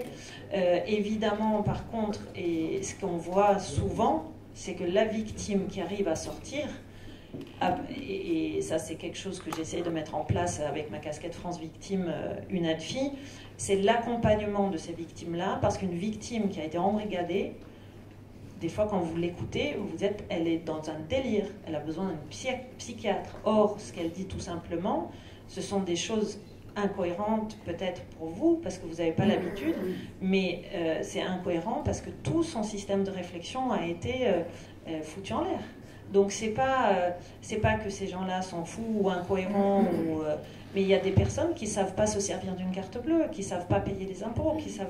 Déjà, nous, on a du mal à faire des déclarations d'impôts, mais il y a une vraie désocialisation de ces personnes-là. Il y a une réelle rupture entre les victimes et la société dans laquelle nous vivons. Et on parlait de rupture au tout début. C'est une rupture qui est catastrophique, puisqu'ils recréent un système de pensée, leur monde, leur société, et quand ils vont ressortir, ils ne savent plus comment ça marche. Donc entendre quelqu'un qui ne sait plus comment ça marche, pour nous qui sommes habitués à aller au travail, etc., oui, ça peut être très compliqué, mais ce n'est pas pour autant qu'ils sont gogo. Alors on va faire... Serge, je voulais réagir par rapport au gogo. J'aimerais vous parler du gogo que j'étais en fait. J'étais un gogo avec un master en histoire et philosophie des sciences. C'est pour vous donner une idée du spectre en fait. C'est-à-dire que j'avais, par rapport à la moyenne entre guillemets, pas mal de connaissances justement sur, en épistémologie, comment on interroge la validité d'une connaissance, quelles sont les différentes connaissances. J'avais fait beaucoup d'histoire. Donc j'avais un cursus en philo auparavant, j'ai pas juste un master comme ça. J'avais fait des maths, de la physique, même si ça j'avais pas très bien compris en fait, je m'en suis rendu compte plus tard. Et c'est pour dire que je pense qu'il est très important de quelque part bien distinguer ce qu'on pourrait appeler l'intelligence des compétences. C'est-à-dire que le cerveau est très très doué, donc on disait pour se raconter des histoires, mais pour se faire l'avocat de soi-même. C'est-à-dire trouver des tas de raisons pour justifier ce qu'on pense, ce qu'on croit, ce qu'on a fait, etc., etc. Et dans ces cas-là, notre intelligence, je dirais presque, plus on a d'intelligence, et quelque part, plus on risque de se raconter n'importe quoi, et d'élaborer des théories d'une très très grande complexité. Moi, je pense qu'il y a des tas de gourous, etc., qui sont très intelligents. C'est ce qui fait qu'ils sont dangereux. C'est pas du tout de la bêtise. Et bien sûr que par contre, parmi les victimes, on a de tout aussi, c'est-à-dire des gens qui au contraire sont très vulnérables, peut-être sur le plan intellectuel, sur plein d'autres sujets. Et donc pour moi, c'est pas, comment dire, si on dit gogo, faut voir ce qu'on met derrière. Moi, je sais que nous, avec Samuel, parce que je lis tes réactions, on fait très très attention à ce genre de choses, et donc on n'essaie pas d'expliquer aux gens à quel point ils sont bêtes de s'être fait avoir. Ben non, justement, tout le monde peut se faire avoir, ou quasiment tout le monde. Et moi, j'ai envie de dire, ce que j'ai découvert en me rapprochant du monde sceptique, où ça s'est passé d'ailleurs comme toi, puisque je me suis longtemps fighté, j'aime bien dire ça comme ça, avec les sceptiques à propos de l'astrologie. Et un jour, par hasard, avec une association dans laquelle j'étais, je suis allé à une présentation sceptique. Et donc c'était justement fait par des gens avec qui j'avais eu des échanges un peu difficiles auparavant. Et je ne savais pas comment j'allais être accueilli. Et puis en même temps, je ne venais pas pour l'astrologie non plus, ça ne parlait pas de ça. Et en arrivant, la première personne que je vois donc, me salue, me dit « Ah bah tiens, salut, comment ça va ?» Et il ne me dit rien. Alors moi j'étais un peu comme ça. Et le deuxième à qui je dis bonjour, lui il me salue et il me fait « Ah mais j'adore ton travail !» Oui, parce que moi je critiquais la critique, et donc quand Samuel dit qu'on est sceptique vis-à-vis aussi des sceptiques, c'est pas pour rien. C'est-à-dire que lui, il adorait comment je critiquais ceux qui critiquaient l'astrologie, parce que je montrais quand même qu'il y avait des choses qui étaient valables, mais qu'il y en a d'autres où certaines critiques n'étaient peut-être pas très bonnes. Et là, je me suis rendu compte qu'il y avait peut-être plus de sceptiques qui s'intéressaient à mon travail que d'astrologues. Parce que le problème des astrologues, que moi j'avais autour de moi, tous ceux que j'ai rencontrés, c'est que vraiment, c'est un euphémisme, mais l'impression que j'ai, c'est qu'ils sont dans une démarche de croyance. C'est-à-dire que s'il y a des faits négatifs, des faits qui invalident les prétentions de l'astrologie, on va essayer de les justifier souvent n'importe comment, ou carrément de les mettre de côté. On ne va pas se dire, là il y a un vrai problème, une vraie démarche philosophique, comment on peut résoudre cette question. Moi réellement, c'est comme ça que je me suis remis en question. L'exemple de Staline, pour moi, quand on est honnête et fort intellectuellement et qu'on croit en l'astrologie, on doit se dire pourquoi tous mes confrères, voire moi-même, on ne s'est jamais rendu compte que la date de Staline n'était pas la bonne. Enfin, c'est fondamental, c'est inévitable comme question si on pense qu'il y a quelque chose derrière l'astrologie. C'est ça, lanceur d'alerte. Non. Pourquoi? La présidente veut... Tu veux qu'on donne la parole on va passer la parole à Jean-Baptiste. Et puis après la salle. À la salle. Ok. Je vais me rapprocher parce que ça fait un peu loin. Il y a un problème de micro, je suis désolée. Merci. Nous avons pourtant bien fait les exercices avant, vu avec le technicien. Oui, juste par rapport, je vais rebondir sur le dernier terme qui a été employé, qui était le terme de gogo. J'imagine qu'il y avait un peu de provocation, c'est bien naturel de toute façon dans ce terme. Il y a aussi derrière ça une forme d'idée fausse, un petit peu, c'est de mettre une certaine forme de distance par rapport justement aux victimes potentielles de ce genre de communauté, de ce genre de pensée, de ce genre de dogme. C'est-à-dire qu'on se dit, ça n'arrive qu'aux autres. Moi, ça ne peut pas m'arriver, surtout parmi une assemblée de sceptiques, évidemment. Vous, sceptiques, se revendiquant de ce raisonnement, justement, il y en a peut-être parmi vous qui se disent, mais moi, ça ne pourrait pas m'arriver parce que je remets toujours en cause, je remets toujours en doute ce que l'on peut me dire. Et ça, c'est une erreur qui est tout à fait commune. C'est une vraie idée fausse, tout simplement parce que le processus de mise sous emprise ne fait pas appel à l'intelligence. Elle fait appel justement, la plupart du temps en tout cas, à l'intuition. Parce que lorsque vous allez rentrer dans une communauté, lorsque vous êtes à l'abord d'une communauté sectaire, et que vous allez tomber finalement dans ces croyances qui vont vous enfermer pendant des mois, pendant des années, eh bien c'est que vous êtes un tout petit peu fragilisé. Fragilisé, ça ne veut pas dire que vous êtes défaillant intellectuellement, que vous êtes naïf, que vous êtes plus bête que la normale. C'est simplement que vous venez peut-être de vivre soit une expérience stressante, on l'a entendu, le témoignage était particulièrement limpide, et il avait été rappelé d'ailleurs avant par Thierry Ripoll. C'est-à-dire que vous avez vous êtes dans une forme de stress intellectuel, parce que vous avez subi un deuil, par exemple, parce que vous avez raté un examen, parce que vous avez perdu votre emploi, parce que vous vous retrouvez aussi, c'est ce qu'on a connu il y a un an et demi, parce que vous vous retrouvez dans une situation de solitude et d'inquiétude sociale. Le confinement, quel que soit ce qu'on peut en penser d'un point de vue politique, évidemment, a eu des conséquences assez globales est assez dramatique pour beaucoup de personnes, parce qu'il a, cette période-là, renvoyé beaucoup de gens seuls avec eux-mêmes, dans une période d'inactivité où ils n'avaient comme seul recours, pour les personnes les plus isolées, que leur ordinateur, les informations qu'ils pouvaient trouver dans leur ordinateur, et comme ils étaient légitimement inquiets parce qu'ils pouvaient les entourer, ils cherchaient des réponses. Et les premières réponses, ça a été très bien expliqué, les premières réponses qu'on va trouver sur Internet, et les réponses d'ailleurs qu'on va être les plus à même d'accepter, ça va être les réponses les plus simples, ça va être les réponses globales, ça va être les réponses qui permettent de tout résoudre. Et le problème, c'est que la plupart du temps, ce sont les réponses complotistes, ce sont les réponses de dire que les vaccins ne marchent pas, que le gouvernement fait n'importe quoi, qu'il faut se méfier de tout, qu'il faut écouter la parole d'un individu qui va se proposer d'avoir des réponses sur tout, et qui, si on le suit, va pouvoir nous aider non seulement pour notre santé, mais également pour notre relation aux autres, il va nous rassurer. Il va nous apporter ces réponses qu'on attendait finalement. Il va nous redonner peut-être une meilleure image de nous-mêmes.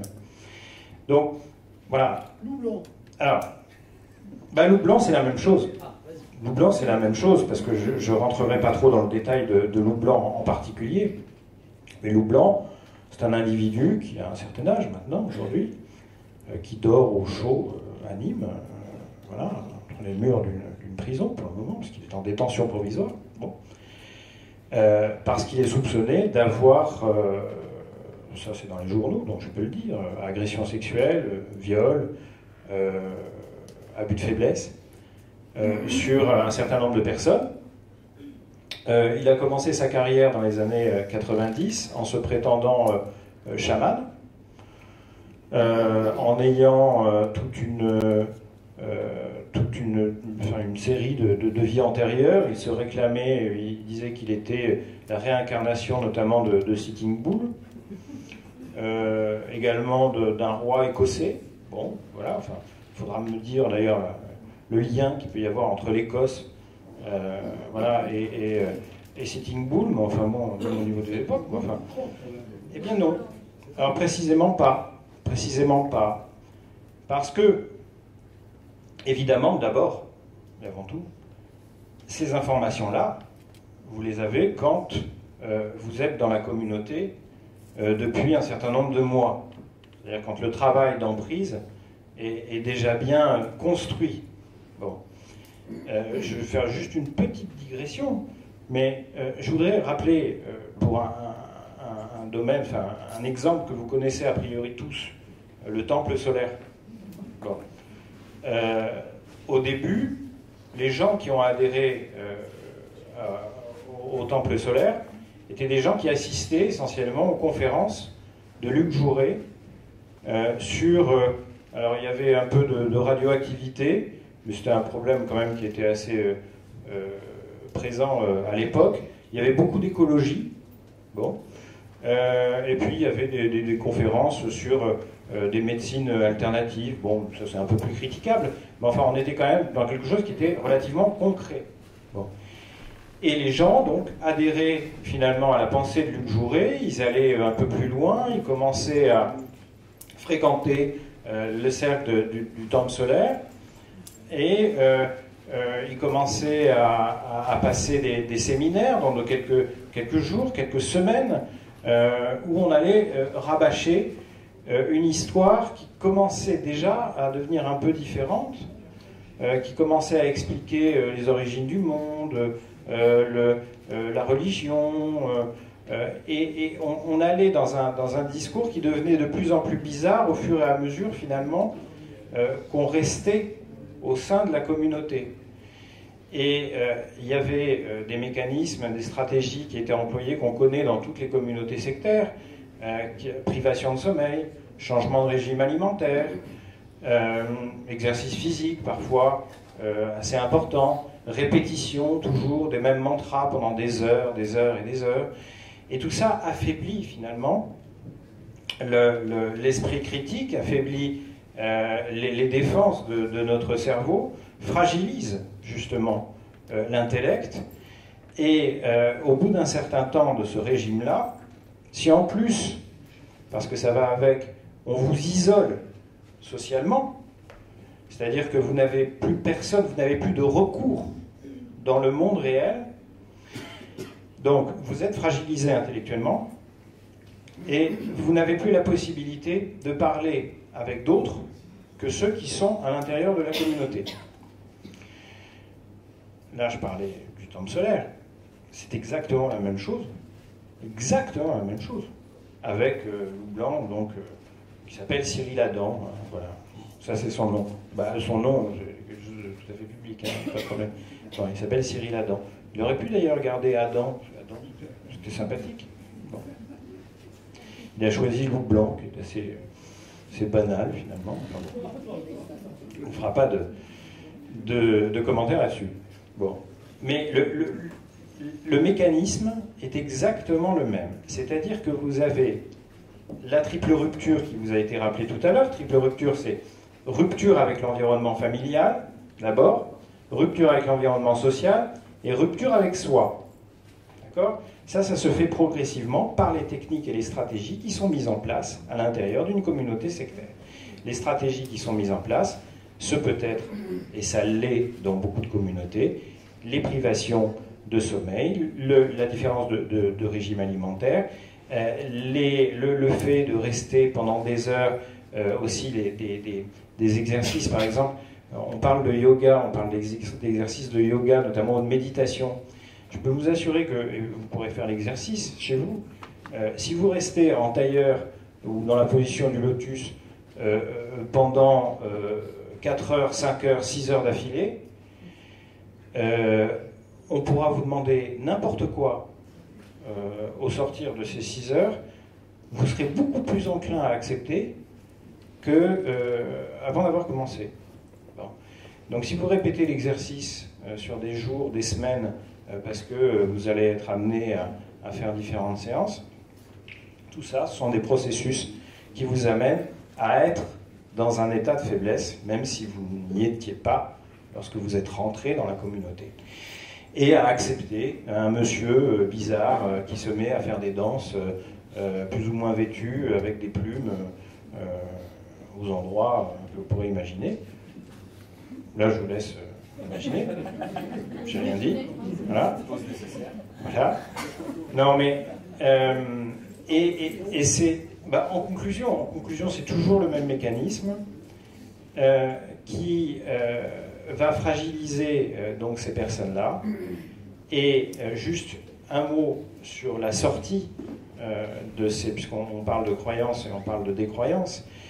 Et la sortie, l'entrée, on peut l'expliquer parce que c'est toujours le même processus. La sortie, c'est quelque chose qu'on n'arrive pas à expliquer, qui est toujours quelque chose d'assez mystérieux.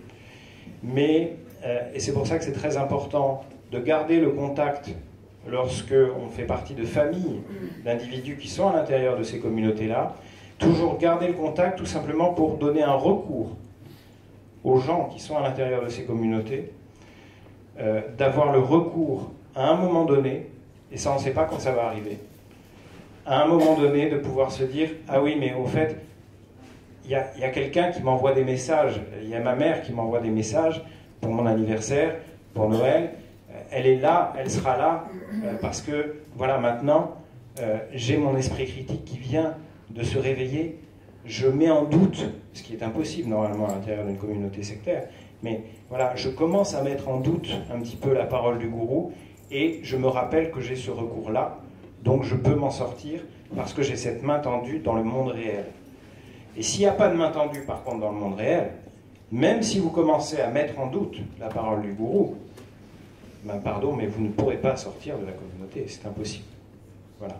Donc, toujours être un recours lorsqu'on a affaire à des gens qu'on connaît, si ce n'est pas la famille, ça peut être des amis, des collègues qu'on a perdu de vue pendant des années parce que justement ils sont tombés dans un mécanisme d'emprise, être ce recours pour pouvoir sauver modestement mais cette personne qui est tombé dans cette emprise. Voilà. Merci Jean-Baptiste. La parole circule dans la salle. Voilà, on a une... Sur je descends, si tu te lèves, hein. Bonjour, donc, merci pour cette présentation et ces témoignages. Et j'aurais une question par rapport aussi au profil intuitif, analytique et relativiste. Ouais, pardon. Dans les exemples qu'on a de déconversion, j'ai l'impression qu'il y a beaucoup plus d'intuitifs qui sont passés, qui ont rajouté de l'analyste. Est-ce que vous avez des cas de relativistes qui se seraient déconvertis? J'ai l'impression que c'est un peu plus difficile parce que ça induit une forme de solipsisme ou un truc comme ça qui, je sais pas, moi dans mon expérience, je n'arrive pas à discuter bien avec des relativistes. Et j'ai une deuxième petite question. Est-ce que vous n'êtes pas choqué par le fait que Fake Up a enfin une date de sortie officielle? Thierry veut peut-être répondre à la première question? Non? Sur le relativisme? Allez, qui veut répondre à cette question? Allez, Sam.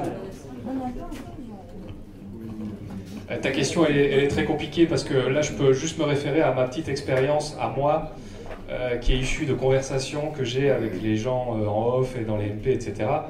Et en fait, comme Thierry le dit très bien, le relativisme, il est souvent associé à la croyance intuitive. Donc en fait, c'est plutôt un curseur qui se balade entre les deux, qu'il y a vraiment un type et un autre, en tout cas de mon point de vue. Et je dirais même que ça fluctue avec le temps. D'ailleurs, les personnes, c'est un truc que je remarque qui est assez... voilà, je ne sais pas si c'est vraiment vrai ou pas, parce que de nouveau j'ai un échantillon très faible, hein. Moi je parle de... Ça doit faire quoi? Ça doit faire 20-30 personnes, grand max, sur 7 ans. Je remarque qu'au début on a affaire à des croyances très fondées sur l'intuition, etc. Si tu pratiques avec eux un entretien épistémique, l'entretien épistémique c'est une méthode de conversation qui est très efficace pour amener des personnes avec des croyances fortes à douter ou à réviser leurs croyances. Il y a voilà, ceux qui lèvent le bras, là, allez leur parler parce que c'est absolument génial l'entretien épistémique. Quand je pratique avec eux cette méthode de conversation, ils vont glisser vers le relativisme. Ils vont glisser vers le oui, mais finalement tout se vaut. Donc en fait j'ai l'impression, enfin voilà, je ne sais pas en dire beaucoup plus que ça. Les deux sont omniprésents, à ma connaissance. Est-ce que oui.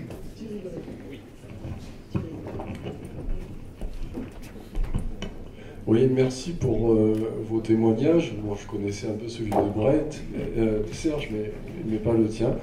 C'est vraiment passionnant, extraordinaire, parce que nous, en tant qu'expérimentalistes, on ne peut pas expérimenter là-dessus. On ne peut pas.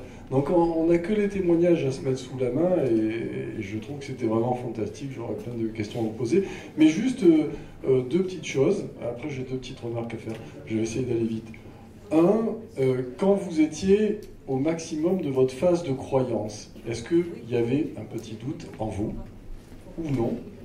Et deuxièmement, parce que vous avez présenté les choses comme si finalement vous êtes sorti de la croyance de manière contingente, par des circonstances.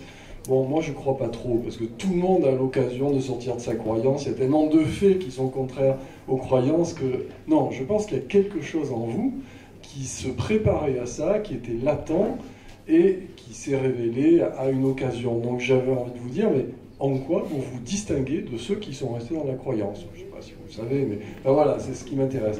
Après, je voulais dire deux autres choses très rapidement. Sur ce que tu disais, je pense quand même qu'il y a des personnes qui ont des prédispositions à tomber dans le panneau.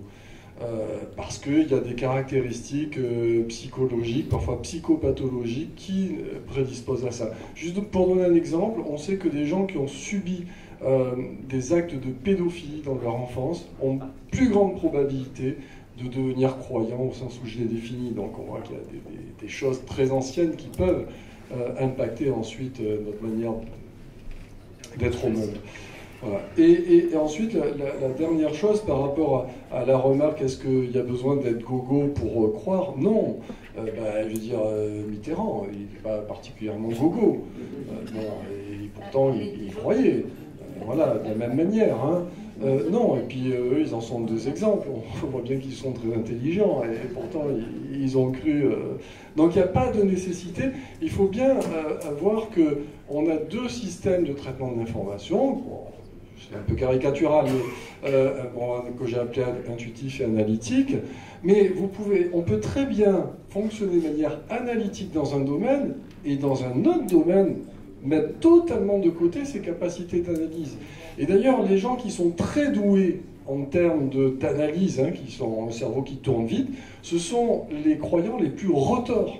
Parce qu'ils sont très très forts pour toujours développer des arguments qui vont venir soutenir leurs croyances et contredire ceux qui leur font des objections. C'est ceux-là les pires, quasiment, parce qu'il faut vraiment beaucoup d'efforts pour arriver à les en sortir. Qui veut répondre donc à cette question-là? Vas-y, Serge. Écoute, je suis content parce que moi j'ai eu l'impression que c'est ce que j'essayais d'expliquer tout à l'heure quand j'ai dit que les cerveaux des personnes les plus intelligentes, c'était ceux qui argumentaient le mieux et qui étaient capables de construire des systèmes très très complexes, etc. L'intelligence, on en fait un peu ce qu'on veut, non, et on peut faire tout et n'importe quoi avec. Et par rapport à la question du doute, bien sûr qu'il y avait une part de doute, mais je ne suis pas sûr que ce soit le bon terme, en fait, d'hésitation, Moi, à l'époque, je parlais d'humilité. Je voyais bien qu'il y avait des conneries qui étaient dites au nom de l'astrologie. Donc, il y avait des choses imparfaites dans l'astrologie. Il fallait les améliorer. Enfin, moi, c'était comme ça que je le croyais, que je le voyais, en fait. Pas de me dire, mais peut-être que finalement, ça ne marche pas. Donc, je ne sais pas si c'est vraiment du doute. Mais en tout cas, oui, je n'étais pas sûr à 100% du truc. Et puis, la curiosité de quoi ? Oui, mais la question de Thierry, c'était est-ce qu'il y avait déjà un doute, une graine de doute qui était là, peut-être quelque part. Et la deuxième chose, quand j'ai raconté cette expérience où vraiment je croyais avoir trouvé quelque chose et le lendemain, finalement, je me rendais compte que non, ce que j'ai bien précisé, c'est que je pense que j'avais déjà mis plein de choses en place, j'avais trouvé plein d'erreurs, plein de problèmes dans l'astrologie, donc mon esprit était déjà peut-être un peu préparé à franchir le cap. Peut-être que cette expérience-là, alors je vais dire deux choses. Si je l'avais vécu 5 ans plus tôt, peut-être que ça ne m'aurait pas du tout remis en question, comme là, j'étais finalement prêt à le faire, parce qu'il y a plein de petits trucs qui ne tenaient plus dans ma croyance. Et en te disant ça, je me dis, si ça se trouve, je l'ai vécu quelques années plus tôt, et j'ai trouvé un moyen de me dire, on a plein de raisons de différer les problèmes. Simplement, il suffit de dire, mais je m'y connais pas assez, en fait. C'est pour ça que je me suis trompé. Et finalement, hop, ça permet de continuer sans se remettre vraiment en question.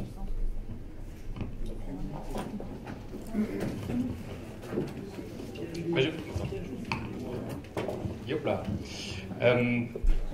Justement, pour répondre à ça, il y a un truc qui est assez... J'ai toute une conf basée là-dessus, où j'ai relu mes textes de ma grande période très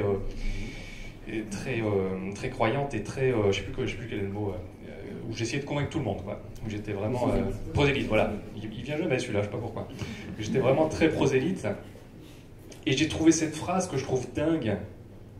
Elle a l'air anodine, mais j'ai pas dit, toute ma conférence est construite autour de ça. Je dis à cette époque-là, donc attention, à cette époque-là, je visite des crop circles. Je crois au lettrumite. Je rencontre Jean-Pierre Petit, je fais un documentaire sur lui. Je prépare avec des copains une simulation de la planète Humo. Je tire des cartes, je suis persuadé de savoir trouver les objets à distance. J'ai lu la Bible, je crois lire dans l'actualité des signes de la fin des temps.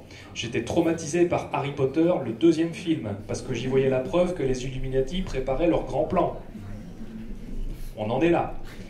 Et bien, à ce moment-là, j'écris ça. J'écris, c'est agréable de croire en toutes sortes de choses. Ça motive, et évidemment, il y a de bons résultats dans votre vie. Mais qui peut se rendre compte tout seul qu'il vit une illusion ? J'écris ça dans mon carnet d'enquête, à cette époque-là. C'est agréable de croire en toutes sortes de choses. Je sais déjà qu'il y a le plaisir de croire en toutes sortes de choses, ça motive, et évidemment, il y a de bons résultats dans votre vie. Donc je sais que, évidemment, ça va faire de bons résultats. Que ça ne peut pas m'aider. Le résultat ne peut pas être une preuve que je suis dans le juste, donc je sais ça. Et puis j'ajoute, qui peut se rendre compte tout seul qu'il vit une illusion? Donc je crois que c'est pas tellement douter ou pas douter qui était, en tout cas, mon problème. Mon problème, c'était simplement de comprendre c'est quoi le doute, c'est quoi une preuve, pourquoi c'est important dans la lecture du monde. Voilà, je ne sais pas en dire plus, c'est que ma petite expérience en plus, donc ça ne vaut pas grand-chose, mais voilà. Oui, mais c'est peut-être parce que tu as pu écrire ce genre de choses qui a mis en jeu. Alors voilà, ça c'est ta deuxième question. J'ai la faiblesse de croire que le conspirationnisme et le complotisme, dans certains cas, pas les cas que tu décrivais tout à l'heure, les cas pathologiques ou les personnes qui ont des dispositions plus difficiles que d'autres, j'ai la faiblesse de croire que le complotisme est un des chemins qui mène au scepticisme, en fait. Parce que quand on est réellement honnête avec sa recherche, tôt ou tard, on est confronté, comme l'a été Serge, tôt ou tard, on est confronté à ces incohérences. Et si le but réel de la personne, par-dessus tous les autres, c'est d'être au plus proche du vrai, et non pas, comme dit si bien Étienne Klein, de faire en sorte que les choses qu'on aimerait vraies le soient, enfin voilà, je l'ai très mal dit, il le dit vachement mieux que moi, eh bien, je crois que tôt ou tard, hein, on est confronté à l'obligation de se rendre compte que le scepticisme ne dit pas que des conneries, et finalement d'y trouver un moyen plus efficace de répondre aux questions initiales qu'on a. C'est ça que je disais tout à l'heure, avec Thomas on est assez d'accord là-dessus aussi, on pense que on ne se définit pas par les choses qu'on croit et les informations qu'on met en avant, mais on se définit plus par les questions qu'on se pose. Et les questions que je me posais à moi, elles étaient tout à fait légitimes et sincères, et c'était vraiment des questions de quelles sont les limites de notre connaissance, c'était un petit peu dans un esprit de rébellion. Je voyais cette société, voilà, tout le monde va faire métro, boulot, dodo, le grand classique qui mène en fait au complotisme d'ailleurs. Et donc il y a forcément quelque chose derrière, il y a quelque chose à aller voir plus loin. Et quand on s'autorise, ça aussi c'est important, quand on s'autorise à recevoir ce que la science dit de ça, ben ça supplante à ce moment-là tout ce qui est complotisme, etc. Et là, pour moi, ça fait partie d'un continuum. C'est ce que j'observe aussi chez le débunker des étoiles, qui lui était très pro en septembre, etc., très militant dans ce truc-là, et chez pas mal de sceptiques déconvertis. Donc voilà pourquoi je pense que le complotisme peut être une des voies naturelles qui mène au scepticisme. Je me suis égaré par rapport à ta question. Non ? Ok. Donc tu étais sincère hier, comme tu es sincère aujourd'hui, et peut-être que demain, tu vas penser autre chose. Voilà. Et quelqu'un qui avait la main depuis très longtemps, c'est toi. Vas-y, lève-toi un petit peu et marche. Voilà, tu vois, ça marche. C'est génial, ça. Tout d'abord, merci à tous pour votre présentation. J'aurais deux petits commentaires et une question après associée. Pour être franc, j'ai eu un petit peu de mal avec l'animation. Parce que pour moi, là, c'est un thème qui demande plus une démarche où on prend du recul, alors que là, il y a eu plus une démarche de confrontation, surtout au début. Je pense que sur ces sujets-là, pour ne pas heurter les gens, justement, je ne sais pas s'il y a que des sceptiques dans la salle, ou aussi des croyants, mais je pense qu'il vaut mieux prendre du recul si on veut les amener à réfléchir dessus. Ça, c'est le petit aparté. Après, juste pour clarifier peut-être un petit point qu'il y avait au départ, pour moi, il y a des sujets qui ne sont pas de l'ordre de la connaissance. Donc, par exemple, on avait l'exemple tout à l'heure de la logique politique, donc du plan politique. L'objectif ne peut pas être une connaissance, parce que c'est purement de l'interprétation. Est-ce qu'on doit accueillir des étrangers, est-ce qu'on ne doit pas en accueillir? Factuellement, on va pouvoir se baser sur des chiffres ou autres, mais ça reste une problématique, on va dire, d'interprétation ou autre. Par contre, la démarche scientifique, ce qu'elle va pouvoir nous apporter, c'est vraiment la meilleure façon d'atteindre cet objectif. Et bon, voilà, c'était les deux petits commentaires. Et ensuite, donc, la question que j'avais, c'était plus pour des cas concrets. C'est-à-dire quand on veut aider quelqu'un à sortir on va dire, d'une zone de complotisme, comment on fait? Parce que souvent, ces personnes-là, en fait, refusent l'information qui vient d'ailleurs que leur source et réfutent complètement, en fait, tout ce qui vient de l'extérieur, comme Sam l'avait un petit peu mentionné tout à l'heure. Ce qui bloque complètement le débat, puisque toutes les sources qu'on va pouvoir apporter, tout ce qu'on va pouvoir essayer de débattre, en fait, c'est simplement réfuté avec les sources, elles ne sont pas fiables. et c'est mes sources qui sont les bonnes. Merci. Alors, Sam qui veut répondre? Peut-être Joséphine? Donc voilà, pour faire très très vite, je recommande l'entretien épistémique. Moi, dans ces cas-là, j'ai fait une conférence là-dessus qui s'appelle « Comment faire comprendre à quelqu'un qu'il a tort et pourquoi c'est une mauvaise question », qui se trouve sur YouTube. Tu la trouveras facilement. Voilà, c'est un des aspects qui est recommandable. Maintenant, je passe la parole aux vrais experts. Expert de rien du tout. Merci pour la question et vos commentaires. C'est la grande question en fait, c'est la grosse difficulté. Nous, ce qu'on dit dans notre réseau de bénévoles, c'est surtout d'essayer de garder le lien. On a beaucoup de familles qui viennent nous voir en disant j'en ai marre, j'ai coupé, ils ne m'écoutent pas, c'est pas la peine. C'est un travail vraiment de longue haleine. Et la seule chose à ne pas faire, c'est de couper. C'est vraiment d'essayer de garder le lien et d'essayer de faire en sorte que la personne retrouve sa vie dans son mental d'avant, c'est-à-dire ses repères, on peut parler des souvenirs. Jean-Baptiste tout à l'heure parlait des petits textos, ma mère m'écrit. Évidemment que nous, ceux qui sont restés en dehors de la sphère, on est le mal, on n'a que des théories contraires, on n'a rien compris. Mais justement, il faut vraiment, vraiment essayer de garder le lien et essayer de raviver des petits souvenirs, le passé dans lequel cette personne était. Après, je ne sais pas si ça a marché pour vous, mais en tout cas, c'est nous ce qu'on essaye à notre niveau d'essayer de dire aux familles qui viennent nous voir. Juste essayer d'être rapide, mais c'est-à-dire qu'il y a un côté très confortable aussi, c'est ce qui a été dit aussi, je crois, avant, si j'ai bien compris, un côté très confortable, malheureusement, quand on est dans une communauté sectaire. Tout ce qui... Alors, en plus, il y a le problème du monde extérieur qui est diabolisé. Bon.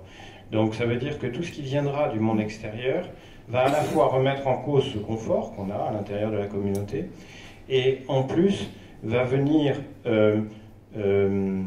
réaffirmer que le monde extérieur est mauvais, que le monde extérieur ne peut faire que du mal, parce que le monde extérieur remet en cause la parole divine du gourou quand on est dans une communauté sectaire structurée. Donc, ne jamais rentrer en conflit, en tout cas direct, et en opposition directe avec le discours de la personne qui est à l'intérieur de la communauté, être dans l'écoute, ça c'est très important, la bienveillance, l'accueil. Je sais que la bienveillance c'est quelque chose qui est un peu galvaudé, mais bon, l'accueil de la parole, on essaye de comprendre ce que traduit le discours de l'autre, parce qu'il y a toute une retraduction du réel dans la communauté. Les mots ne veulent plus dire la même chose pour eux que pour nous. Donc il faut comprendre, faire un travail de compréhension de ce que la personne nous dit réellement. Et une fois qu'on a fait ça, montrer qu'on est là, qu'on est attentif, qu'on peut être sur recours, voilà. Mais et éventuellement essayer peut-être d'instiller un petit peu le doute dans la tête de la personne en fonction de ses étapes à l'intérieur de la communauté. Peut-être qu'elle est prête justement, peut-être qu'à un moment donné elle peut être prête justement à accueillir cette petite graine de doute qu'on arrivera à semer en elle. Mais c'est compliqué, c'est difficile. L'écoute, voilà, est primordiale et pas le conflit. Le conflit ne fait que renforcer la croyance, ne fait que diaboliser. Voilà. J'en profitais pour poser une question aux membres de l'Assemblée. Est-ce que certains d'entre vous connaissent actuellement un ami ou une relation coincé dans une secte? Oui. Et est-ce que... Il y en a plusieurs, ok. Et alors, qu'est-ce que tu fais? Quel lien tu entretiens comme ceux suggérés par notre ami Jean-Baptiste? Est-ce que tu as une relation toujours suivie? Et qu'est-ce que tu fais? J'ai été élevé dans une famille témoin de Jéhovah, en fait, dont je suis parti il y a pas mal d'années. Alors, grâce au fait... Alors, j'avais un petit doute, hein, justement, qui a mûri quand j'ai pu m'éloigner un peu du contexte habituel de ma congrégation et compagnie, et que le fait de voir d'autres personnes, ça m'a permis de me poser d'autres questions. Pour ce qui est de ma famille, il me reste ma mère dedans, mais je cherche plus du tout à la faire sortir, parce que j'ai constaté ce phénomène réactions qui mènent pas à grand-chose. Je pense que ça doit venir d'une volonté personnelle. Mais par contre, c'est très important d'être présent pour assurer, empêcher ce stress et cette peur qui monte, justement, comme on disait, quand on quitte cet environnement connu. Moi, quand je suis parti, ça a été une sorte de suicide social. J'avais plus du tout d'amis et compagnie. J'ai eu la chance, le réflexe d'avoir... alors, je ne suis pas allé dans les associations spécialisées, je n'ai pas eu ce réflexe-là, mais par contre, je me suis rapproché d'associations de théâtre ou de danse. Enfin, en tout cas, je me suis resocialisé. C'est pas le réflexe qu'a eu mon père en quittant cette même communauté, ce qui a eu des conséquences beaucoup plus dramatiques plus tard. Et, en tout cas, voilà, je ne cherche plus à déconvertir qui que ce soit. Je reste disponible, c'est tout, quoi. Tu veux témoigner aussi? Non, pas sur ça. Alors tu fais une question, mais Serge voulait réagir d'abord. Et puis je te passe la question. Juste 30 secondes pour qu'il puisse y avoir beaucoup plus de questions. Une petite recette, nous, qu'on essaye d'appliquer finalement, donc je vais renvoyer vers des vidéos sceptiques, c'est peut-être d'envoyer les personnes sur des vidéos sceptiques qui parlent de sujets complètement différents. Si moi je traite beaucoup d'astrologie, c'est aussi parce que finalement il y a très peu de gens qui croient vraiment à l'astrologie, et donc en écoutant ce que je dis sur l'astrologie, ils peuvent acquérir certaines façons de penser, certaines façons de voir les choses ou de les remettre en question, qui vont pouvoir appliquer peut-être à leur sujet à eux. Et c'est un petit peu bizarre, mais le fait on acquiert mieux les outils critiques si on les découvre appliqués à des domaines qui ne nous concernent pas. Parce qu'on est moins en état de défense. Donc ça ne solutionne pas tout, hein, mais... Alors, je vais poser une question. Lève-toi. Allez. Marche. Merci. Oui, c'est la première fois que je viens à une réunion de zététique. C'est assez impressionnant et en tout cas, je suis frappé de la qualité des interventions. Très franchement, je suis même assez admiratif. Maintenant, je me pose quelques questions. On vit dans une société où, en grande majorité, que veulent les gens? Ils veulent vivre heureux. Et pour vivre heureux, très souvent, eh bien, ils chaussent des lunettes roses. Et j'ai le sentiment, Toro a raison, qu'avec la zététique, on verrait le monde en noir et blanc. Un beau noir et blanc, mais en noir et blanc quand même. Et je pensais à une phrase d'un écrivain, d'un poète qui n'est pas particulièrement ni romantique, ni illusionniste, et qui dit, je ne cite pas tous les vers parce que c'est dans le vocabulaire du XVIIIe siècle, il commence en disant « On a banni les démons et les fées », quelques autres vers à mon intérêt, et termine en disant « On court hélas après la vérité, ah croyez-moi, l'erreur a son mérite ». Ce que je voulais dire par là, il y aurait plusieurs conclusions à tirer de ceci. Je suis juriste, je reconnais et j'ai beaucoup de plaisir à voir à la tribune de personnes que j'ai fréquentées professionnellement il y a plusieurs années, et étant juriste, ayant fait ma carrière là-dedans, je suis très attaché au principe de contradiction. Et ce que je voudrais savoir, c'est que j'entendais tout à l'heure, monsieur, avec beaucoup d'intérêt, j'ai beaucoup apprécié votre intervention, mais vous disiez, il y a des croyants particulièrement retors.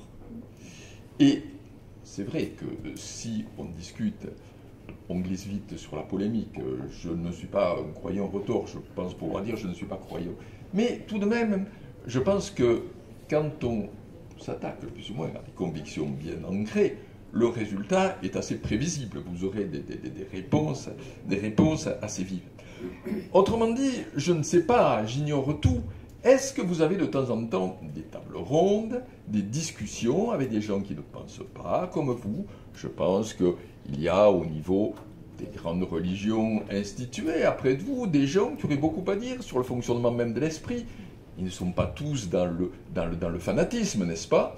Et donc, il serait intéressant d'avoir eh bien, un échange, un dialogue avec ces gens-là. Ça donnerait encore plus de force à les...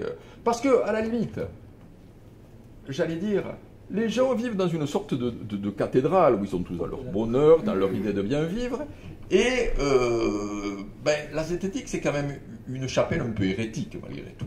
Hein. Très intéressante au demeurant, d'ailleurs, je suis ravi d'être venu ce matin, encore une fois. Mais est-ce qu'il est prévisible, ou est-ce que vous avez prévu, ou est-ce que de temps en temps, vous dialoguez avec des gens qui ne pensent pas comme vous? Voilà ma question. Merci pour cette bonne question. Donc, est-ce que vous avez des lunettes roses d'une part, et est-ce que vous acceptez la contradiction? Deux choses. Normalement, je suis toujours habillée en rose. Hein.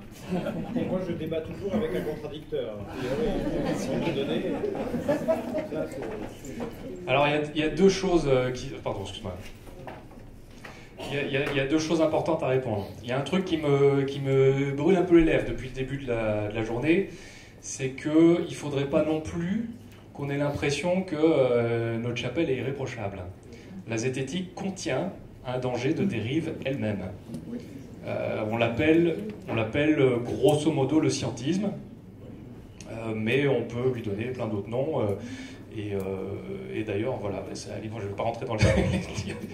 J'ai tout de suite plein de débats qui me reviennent en tête en regardant Serge, plein de débats qu'on mène de front commun.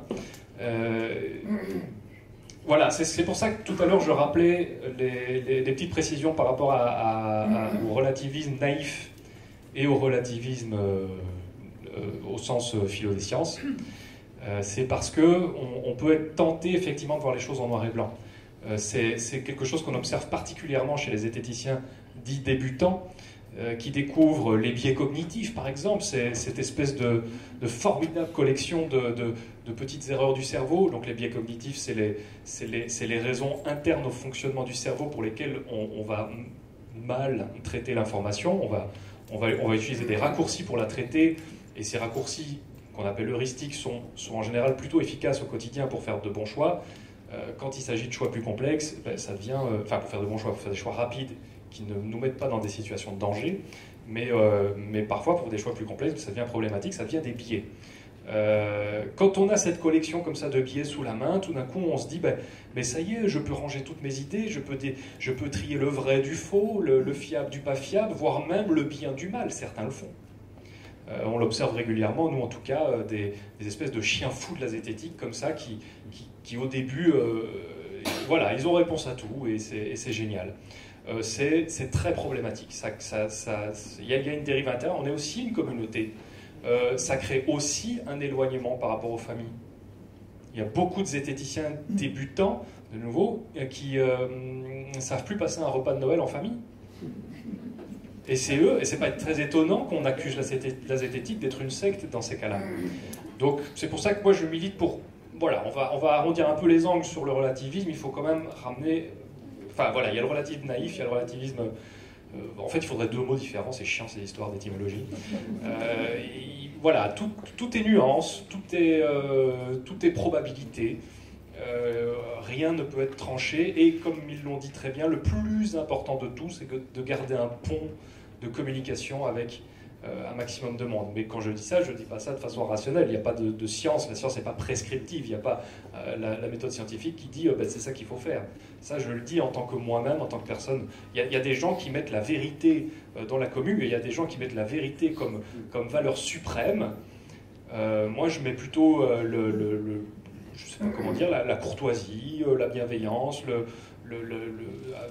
au-dessus de la vérité. Ça me paraît un peu plus important quand même de passer du bon moment entre humains que d'à tout prix défendre la vérité. Mais voilà, c'est selon chacun. La zététique, c'est ce qu'on en fait. C'est pas un truc posé comme un dogme, et on doit tous le suivre. Donc prenons soin de notre zététique, ne voyons pas les choses en noir et blanc, mais si on décide de les voir en noir et blanc, ben voilà. Tu veux rajouter ? Je sais qu'on a vu le temps, mais vraiment, c'est pareil, cette expression noir et blanc, c'est vrai qu'on peut commettre l'erreur, parce que je pense que c'est vraiment une erreur quand on nous écoute parler, de penser que, évidemment, nous, on a raison face aux gens qui ont tort, et donc le monde est un petit peu en noir et blanc chez nous. C'est absolument pas ça. Nous, on vous parle vraiment de méthode, de méthodologie, c'est-à-dire de quoi débroussailler un peu des débats, des questionnements, mais après, ce que vous allez en faire et où est-ce que vous allez aller dans votre vie, nous, on n'en sait rien. Et j'ai envie de dire, vous prenez deux zététiciens, on ne pense pas exactement les mêmes choses. Donc en tout cas, si le mot zététique renvoie à un ensemble de méthodes, il ne renvoie pas à une idéologie. On ne peut pas vous dire, bon, maintenant, la zététique, c'est penser comme ça et comme ça.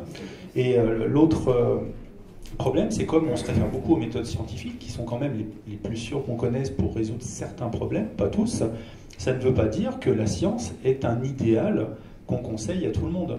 Cette phrase ne veut rien dire en plus. Hein. La science est un idéal qu'on conseille à tout le monde. Je veux dire, dans ma vie de tous les jours, si je suis amoureux, la science, bon, ça va permettre de me poser certaines questions, mais c'est pas très très applicable ou pas aisément. Donc on n'idéalise pas la science, et si vous croisez un sceptique qui idéalise la science, j'ai envie de dire attention, il tombe dans ce que Samuel a évoqué, ce qu'on appelle le scientisme, qui prétendrait pouvoir tout expliquer, que ce qui ne s'explique pas par la science, c'est pas intéressant, des choses comme ça. Enfin, nous, on n'est pas du tout adeptes de ce genre de choses. Bien, je crois qu'on peut féliciter nos 4 intervenants et les remercier chaleureusement. Madame la Présidente, tu veux nous dire quelque chose ?